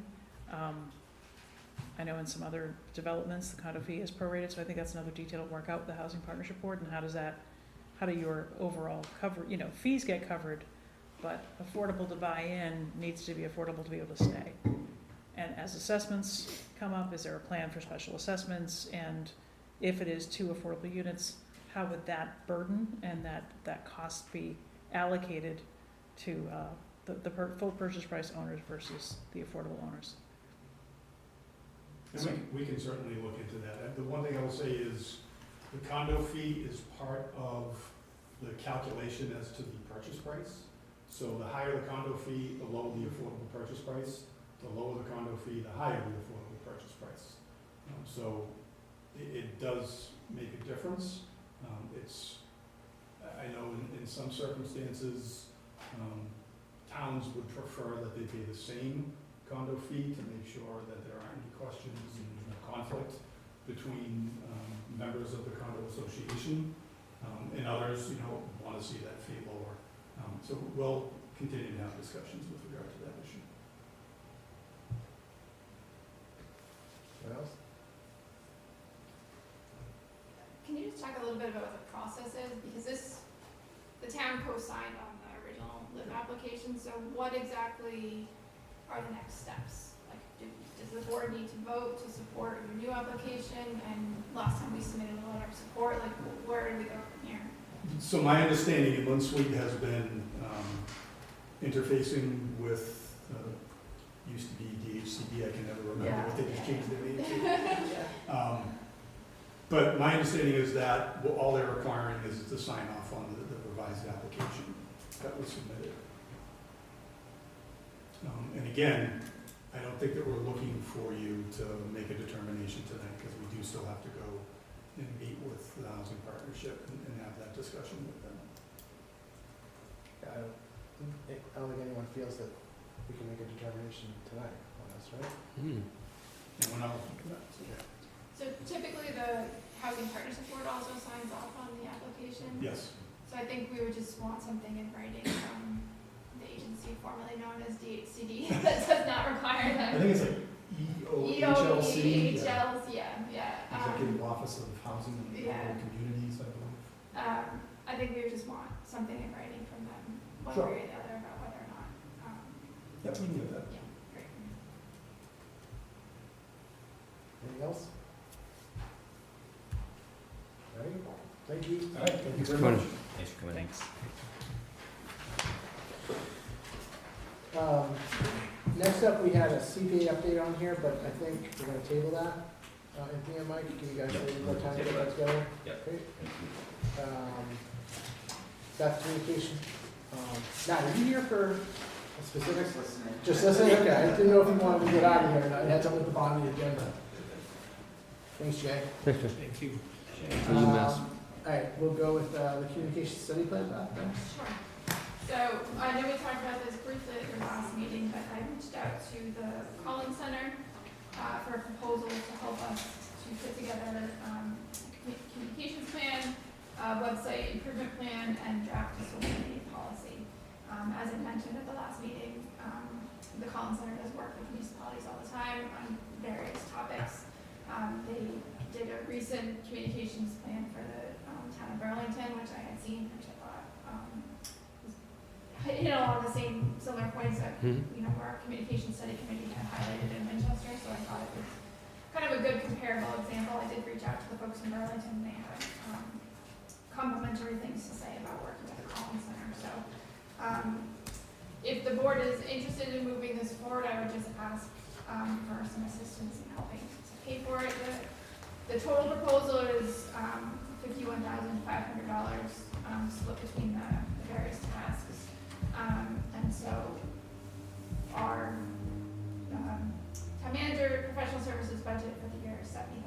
So that would kind of wipe out a good chunk of our FY24 budget.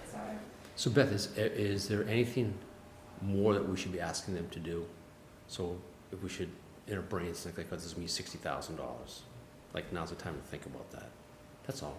Yeah, I mean, I think, to me, in reviewing it, I think the scope covers I what read it, we're but looking for. Yeah. And certainly, if along the way we find there's things that are outside of their scope, we can always add more.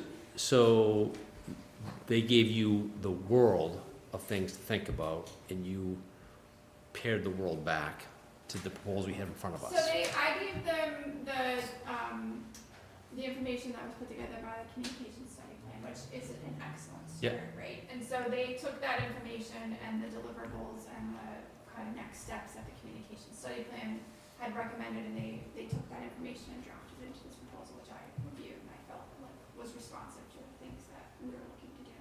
Did we ask them if there was anything else? They're reacting to our request, right? So then, but they've done it for other communities. so they're saying, you didn't ask for this, but maybe you should ask for that too. All right, so that's all I really cared to understand. Okay. Other questions? So what are our funding sources, Beth? So your options are the hospital gift account, which currently has just over $170,000 in it. Or I did confirm with Jay and his firm that ARPA funds would be up. You could use ARPA funds for this as well. People have a preference or any questions about this? It sounds good to me. I mean, I'd like to use the hospital gift account if we. Me too. Me too. Yeah. Sounds good. Everyone okay going forward? Sounds like a motion. I can't make it. Do it. Step out of your comfort zone. You can do it. Nope. Doesn't have to be the only person. It's in the vault. That's weird. So moved.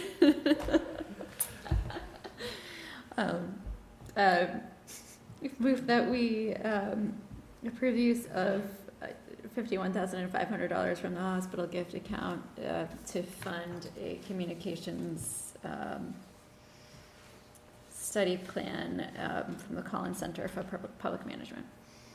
Second. All those in favor? Aye. Any opposed? Hearing none, it passes. Are there one or two board members who want to be the designee? I'd be interested, sure. I'm sure we're going to kind of create a little working John, group. I think you raised your hands, I think. Let's quickly. They did, I didn't even see that. Right. Sweet. Thank you. I'm happy to review work products as they come out.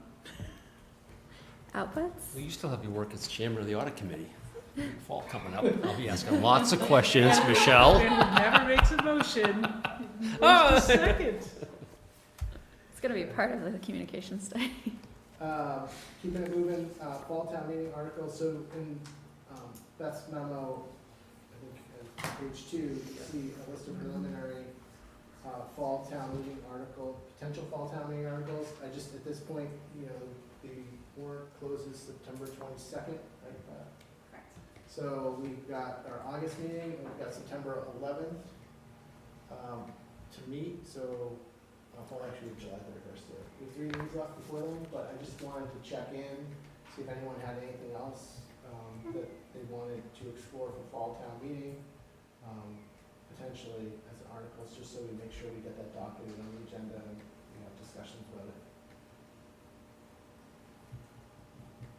Anything? No. All right, everyone comfortable with that list? And that's kind of list that we've been, the round list we've been keeping as we've gone along here, Yeah. so. Okay. In light of our earlier discussion on logic model, can we just sort of circulate this to any other boards who, just so they're aware and have seen the memo? Yeah, so what we did last summer was I sent a letter, didn't I? Up to, as we got closer. Mhm. We can certainly put something together like that if people think we should do that again. Happy to draft something and get it. Yeah, just saying this is what we're contemplating, Yeah, this right? is what- Yeah, this, Yeah. all I said was this is what we were contemplating, and, you know, these could be possible discussions, pay attention with you. I'd probably send it right after Labor Day. Yeah, I think that's when we sent it Comments. last year, and it was, kind of here are the things that we think are kind of bigger Yeah. things than other things, right? So we never know exactly what is gonna trip up, the cover. Right, you never know what are gonna be the things that become controversial, but I think that, we have some visibility to things that, town meeting members wanna maybe have more communication around. Right. So- I'm just thinking, no one's, I mean, I won't say no one, some people may not read it before September. We have a meeting on the 11th, warrant closes on the 22nd. Give, committee chair folks and others Yeah. 2 weeks to Okay. say Yeah, I mean, the something. only reason why we got to around later is only because it would give people more time That's true. to comment, so. I guess we could send it and then send a reminder in the town manager newsletter that it was sent or it's available. And, we're not gonna know the numbers on some of it, we're not gonna know if we're going to do some of these things, but It was Yeah. very, I can show you what we sent last year, it was very, we can get that to you, it was very 30,000 foot. yeah, very high level, that's fine. But I think communicating is always a good idea, so. Okay, So we'll that prepare- timing, I we'll prepare defer to that you draft guys. either for, the 31st or the August 14th meeting. I just wanted to check in with all of you and see if there's anything else that should be on the radar that's not, so that's why. We're too early to plan for fall, we just summer's not over yet. All right, so ARPA discussion, there's really just two items to really talk about tonight. One that we'll discuss in a moment, which is just the recoupment of some ARPA funds. And the second point is just kind of like a general schedule for making some ARPA decisions, because I know we want to just, kind of consider them, totality of the circumstances kind of thing. So at our next meeting on the 31st, we'll be hearing an update from Pete Lawson on playgrounds. We'll be hearing from Chris Huntress on, I think, some designs that he has for Leonard Field and I believe Gidfield for pickleball. We'll also get an update on the Four Roos reports and hopefully maybe have some other Town hall, library town windows. hall, yeah, town hall and library windows. From that point, we'll take all that in. And then on August 14th, I've invited the chairs of the capital planning committee to come in and talk about what they've, where they are in the capital process and what projects are on their radar as well. And then, hopefully after that meeting, we might be able to make some decisions on, certainly as we go along, if there's other information or questions that people want to get, maybe make some decisions on funding some ARPA, using some ARPA funds for some of these related projects. Does that sound like a good plan? Is that what everyone kind of has in mind, considering everything all at once? What are we thinking? I just think that we need to, figure out a process of, how to prioritize. There's plenty of projects out there. I know that a lot of committees have made, and organizations and stakeholders have made requests for ARPA funds. I don't know what's happened with those requests since then, but if we're looking at capital projects, we're prioritizing health and safety, and we're, and we're prioritizing some that are within our financial means as well.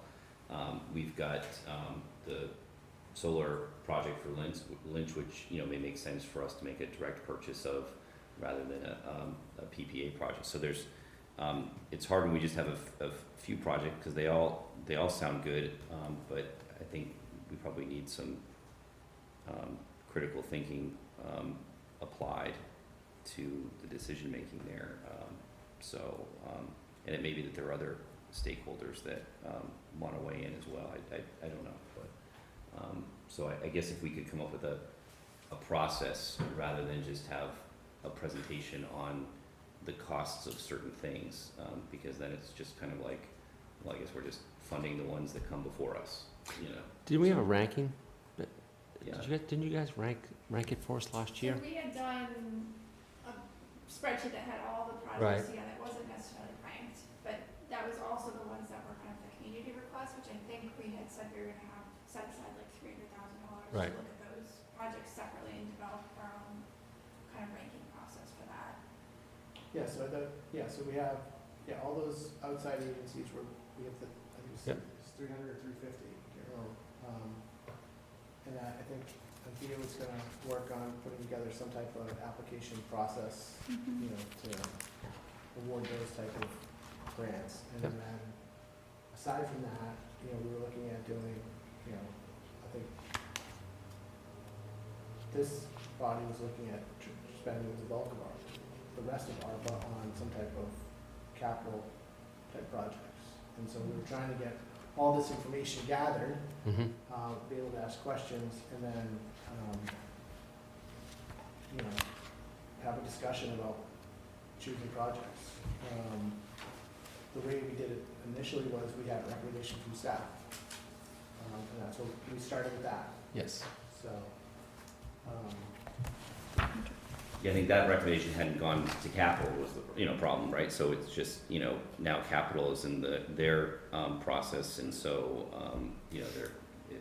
I think it just helps for us to have a similar ranking process. So when we're all done and we do make some votes on applying some ARPA funds to these projects, we have a way of explaining what our reasoning was to the community, and because that it may not be that we are able to fund everything, and even when we look at the health department money, some of it coming back. I mean, it's we have different decisions to make. So conceptually, can I run something by you guys? Yeah. So Beth, what's like $3.5 million left? 3.2 million is Yeah, it was? yeah, Okay. somewhere in there.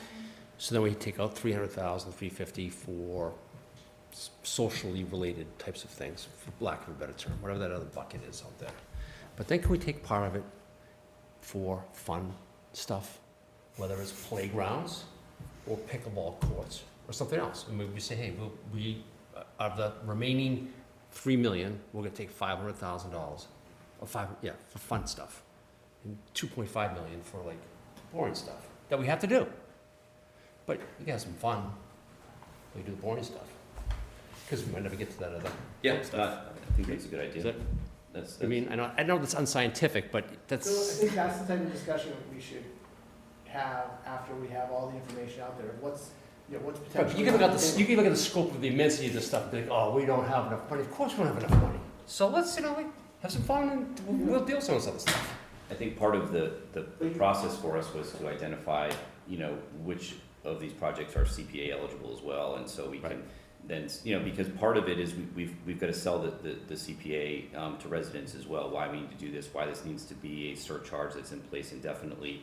And when we look at things like, playgrounds, we're not going to be able to solve all the playground problems. Absolutely not, but the CPA stuff is deferred for 2 and 3 years out before we get the funding. No, I know, I'm just saying, but we're not going to be able to do it all, but we can do some of it with ARPA as we build towards making, an argument to the community that, hey, this is just the tip of the iceberg of what we need to do for these playgrounds throughout, the community. Here's what we can do with a little money, and here's what we can do with the CPA, right? So that's part of the strategy, right? Yeah, I agree. I think we're all saying the same thing. But yeah, I do like your idea. I just honestly don't remember the projects the applications that came in. They were fairly vast. What application did you refer to? At some point we had put out kind of an RFP to stakeholders, and I don't know. So we had discussed that several months back, and we decided to put, set aside 300, I think it's 350. It's 300. Is it 300? Yep. Okay, $300,000 to have people, because they're outdated at that Community point. projects. Yeah. Community projects to, go back out to the people and say, we have this pot of money to apply for. and see what we can do. I think it was a Mike Betancourt Advocacy Fund, frankly. The fun fund. It was. But I also So- like your, you know, in addition to that, if that's what, you know, you're saying, you know, I mean, you know, picking off some of those projects, it would just be it would be nice to have you know, a list of all these requests, and I think we can say, hey, if we, you know, if there are some necessary items that we need to spend this money on that are, as we talked about in capital, health and safety related, you know, I think the community's 100%. gonna understand that, you Yeah. know, so. So in March 27th, we said we'd set aside $300,000 for these sort of community projects. In talking with Stacy, there's like some definition around them that needs to happen so that it's more of a, it's less of a sub-grant and it's more of a sort of funding a specific thing. Like this is a van, something like that. So we can work up exactly what the specifics are to sort of seek applications in that way. I think when we, like, way a ways back had asked staff for recommendations, we asked them to take a look at the list that had been sort of collated by Lisa in 2020 of requests that came through. And I think also that at the time they looked at what were necessary projects, but like not at the top of sort of, not something that was necessarily prioritized by capital such that it would be coming up, but things like the playground at Leonard that, bless its heart, if you will, was nothing was gonna happen with that, but it was, you know, it's super critical, and as we know now from the playground assessment, like super critical because you can't use it. So I think while they're like, let's set aside money for the fun projects, that fun project is a health and safety project because it's Double bubble. Yeah, and we, Right? and we do have, you know, we had negotiated with Eversource some funds for that as well. So I think we just, it's just helpful to get, it just seems like it's all abstract, right? So if we have somebody coming in that's just presenting on one thing, then that seems like that's the thing that we're going to do at a certain level. And it may be that we're funding some of it with ARPA and some of them with free cash, or some of it out of the capital budget.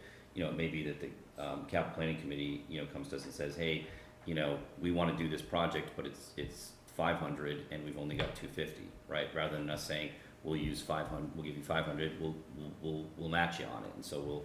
So that's the idea, Mike, is to have, you know, to get a series of presentations over the next couple of meetings so that you have kind of it all out there. And if there's something missing, we can go get it.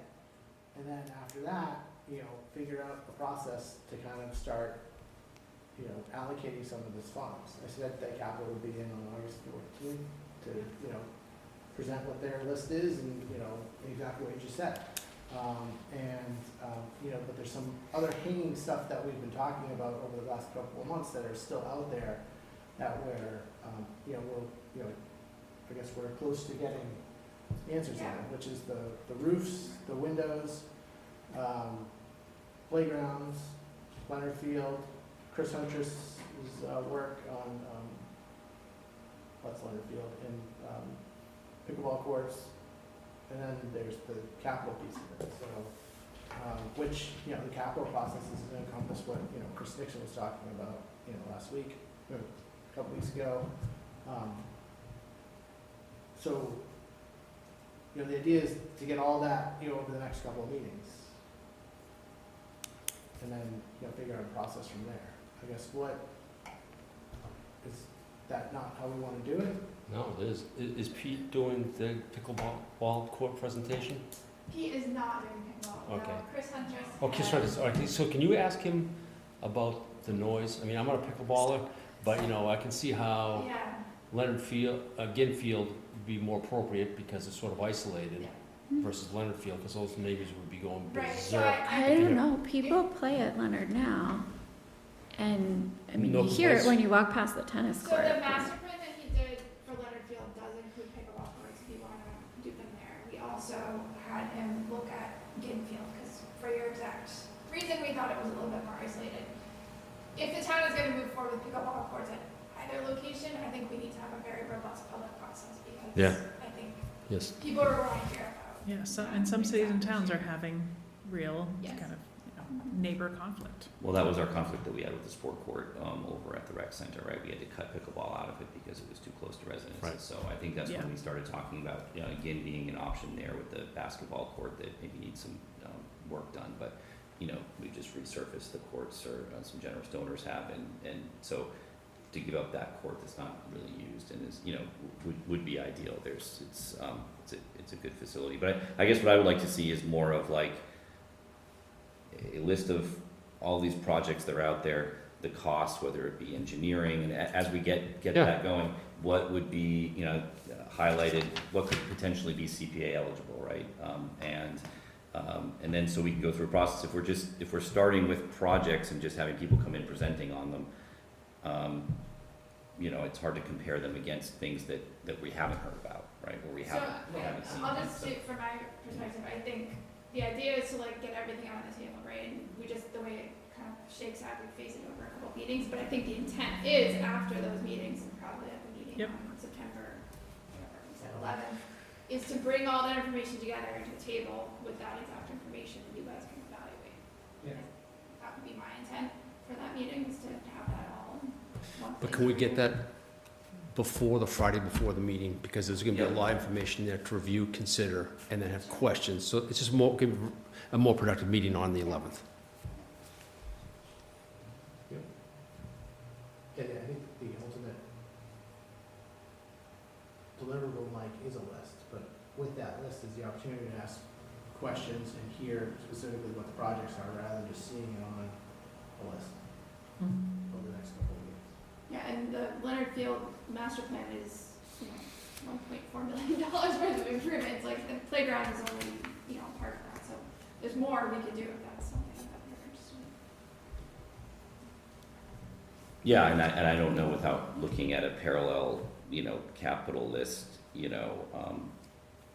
public presentations are fine, and certainly curious about the projects, but it really just comes down to, kind of looking at the numbers and looking at the projects and seeing if we can get as much out of our resources, even if we're adding some money from the hospital gift account to something, or some private donations, or if the, rec department has money to, also offset some of the cost of the pickleball installation, just having those strategic, that strategic dialogue is what's helpful. Maybe that would be, a second, or an additional, column for us in our spreadsheet, is potential,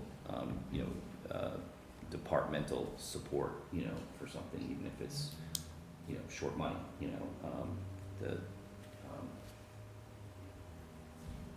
I get some categories. I'll dig them up in a month or so. Yeah. I'm good with the process. Yeah. I'm writing down some categories. Yeah, We'll figure it out later. You need a spreadsheet anyway to work on, keep yourself busy. Yeah, that's what I do. I create tables all day. So we'll go forward with that. So then Beth, just on the recruitment. Yeah, so, the board has previously voted in 2 votes, just over $466,000 in ARPA funds for, health department COVID-related, response. To date, $230,628 has been expended, leaving a balance of just over $233,000. I did meet with the health director and our comptroller, just trying to get our hands around this. The health director, given that the COVID-19 state of emergency has been lifted, she feels like she would like to retain $75,000 towards future COVID costs, $65,000 being related to COVID supplies, and then $10,000 related to professional services. So we are requesting that the board, and I worked this out with Stacy, I gave the form of the votes hand, via rescind the full $233,007 from the original votes, and then vote to reallocate that $75,000 to the COVID-related items. Questions about that? So what's the exact amount? Sorry, it was 233, you said? $233,007 to be rescinded, and then Minus 75. $75,000 to be allocated. So 150, some in the plus to back to the account.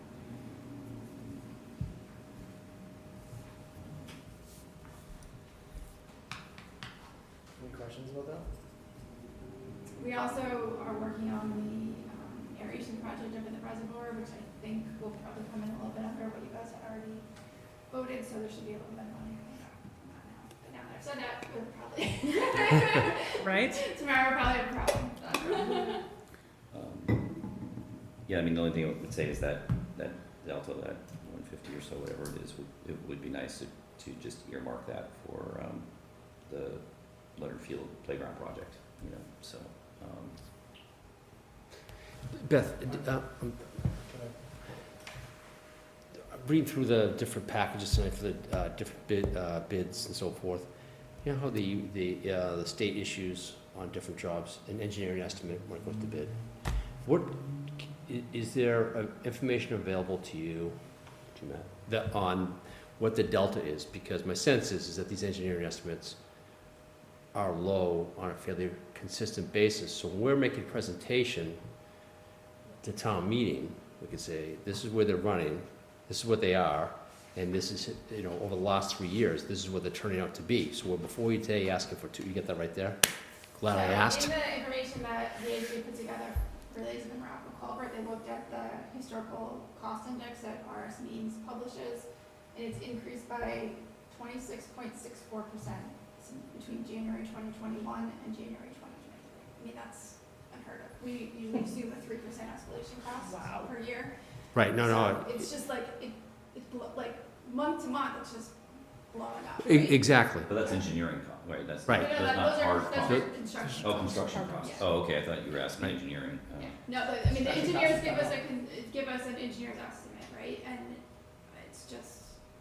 Well, exactly. So the engineer's estimate could be off by 26% consistently, or 30%, or 15%, and that's what I was looking for. They're already, what we've been being conservative when they put that estimate together, right? Yes. And you know, I mean, it's hard because we're putting together a capital plan right now. For engineering, we're getting estimates, right? For projects that we're requesting money for in the spring of 2024 that are going to go to construction next summer. And we're trying to, like, you know, put our crystal ball together to get those estimates together, and we put, you know, a huge contingency on there, and then, you know, sometimes it's the bidding environment, it's how many jobs did the contractors get this year, how busy is it? Right. It's all those things, right? Yeah. I mean, there's always all those variables, and then you add on top of that just the kind of price variations and inflation. It's been really hard. We're certainly not the only community. Yeah, we're competing against a lot of other infrastructure projects, right? So that's the other. Yeah, I mean, everybody's got ARPA money. Right, everybody's got ARPA so money. there's lots of projects going on. So, you know, somehow, you know, we go before the town meeting, we talk about the state of the town, or whatever you're gonna talk about, Rich, is like, this is, or Beth, if you are, this is like, if I was a town meeting member, I'm not, should be, right? But if I was, just like I'm not gonna make a motion, I'd be like, what is this? Why are we always coming back and asking for more? It would annoy me. It would undermine, you know, I'm just saying, it's what's in it for me as the voter. And I mean, And so, I'll just say, having done lots of projects over, it's not, we didn't do this, like, 10 years ago, we weren't regularly doing this, but I think now it's. exactly, but I think that would be instructive for the voters. Yeah, we can have a little explanation. I just think a little context around that, and you can put it, and I think verbalizing it, and maybe one slide or something on it would be, I know we're not, it's not a warrant item, but, you know, it's whatever, I just think that it's worth talking about. I think too, you know, why I asked before about, you know, how many bidders that we got on the other project is just because it seemed like we used to get a lot of bids on projects, and now sometimes we get 0, or sometimes we get 1 or 2, right? So it's, and they're always higher, right? So then it's just, there's that competition isn't there that we need, and even the Morocco Culver project, I mean, I think that we had kind of targeted that around 7 or something, and now it's not enough at 9. So I mean, Like we had 9.1 for the with the contingency, yeah. But that had what we thought at the time. That's what I mean. Hefty contingency, That's right? what I mean. Yeah. Yeah. We thought we honestly thought there'd be some money that we wouldn't have to actually borrow on that project because we had such a high ceiling on that. So Yeah, I mean, that's happening in public projects and private projects. Yeah. It's just the nature of the game, it's supply and demand, and, you know, there's a lot of money out there, a lot of projects going on, especially in this area of the country. All right, so getting back to the To what? recoupment of the Oh, the consent agenda? $158,000. From Board of Health. Just trying to get out of here, people, tonight.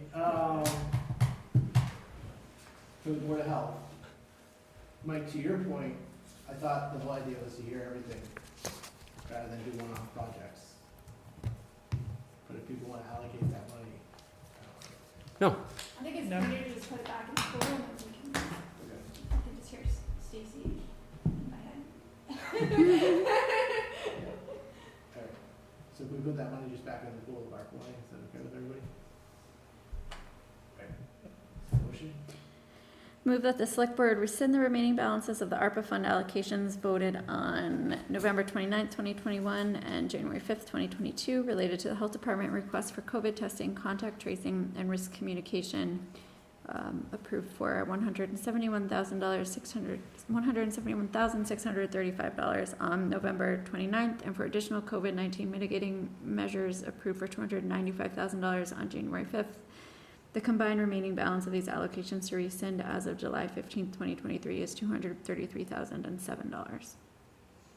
Second. All those in favor? Aye. Aye. Passes. Unanimously. And move that the select board allocate $75,000 from ARPA funds to the health department for COVID-related supplies and materials in the amount of $65,000 and for COVID-related professional services in the amount of $10,000. Second. All in favor? Aye. And I need a new mic, that's one of those meetings going on. All right. Microphone. Here I go. All right, next up, all hazardous mitigation plan adoption. So our updated all hazards mitigation plan was reviewed by MEMA and FEMA and approved. And so I just need you to vote the resolution in your packet and sign a copy of that document this evening. Is there any questions about this? Second. Is there a motion? No.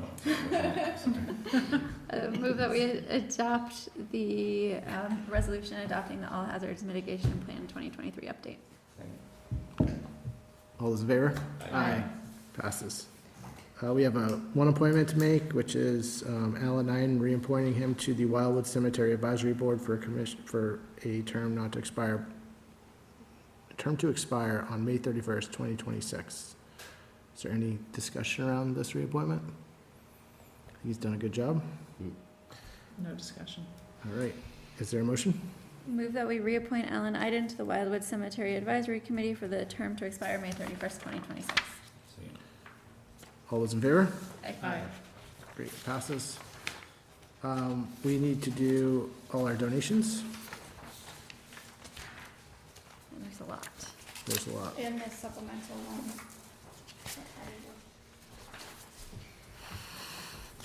So move that we accept with gratitude a donation of $375 from Friends of Winchester Recreation to the Recreation Department for the concerts on the Common. All those in favor? Aye. Move that we accept with gratitude a donation of $2,500 from Friends of Winchester Recreation to the Recreation Department towards purchasing signs. All those in favor? Aye. Move that we accept with gratitude a donation of $250 from Fells Hardware, Inc. to the Recreation Department for the concerts on the Common. All those in favor? Aye. Move that we accept with gratitude donations of $648 from individuals and families of Winchester Recreation Department to be used for the Recreation Department's Neighbors Helping Neighbors program. All those in favor? Aye. Aye. Move that we accept with gratitude a grant of $500,000 from the Office of Housing and Economic Development to the Town of Winchester to fund the design and engineering services for the development of final design plans for the proposed streetscape improvements to the downtown between Quill Rotary and the Main Street Bridge. All those in favor? Aye. Move that we accept with gratitude a grant of $50,000 from the Office of Housing and Livable Communities to the Town of Winchester to fund the housing production plan update. All those in favor? Aye. Move that we accept with gratitude a donation of $200 from the VFW Aberjona Post number 3719 to the Police Department in thanks for participation in the Memorial Day observance to be deposited into the police gift account. All those in favor? Aye. Aye. Move that, Go ahead. We accept with gratitude a donation of up to $5,000 from the Winchester Cooperative Bank towards the memorial for John Sullivan. All those in favor? Aye. Great. And then, thank you everyone for those donations. Very much appreciated. And then we've got our consent agenda. Move that we accept the consent agenda as posted for Monday, July 17th, 2023. All those in favor? Aye. Great. I think that's everything, right, Patty? Yes. All right. So just a motion to adjourn? Motion to adjourn. Second. All those in favor? Aye. Great. Thank you. Thank you, WinCam.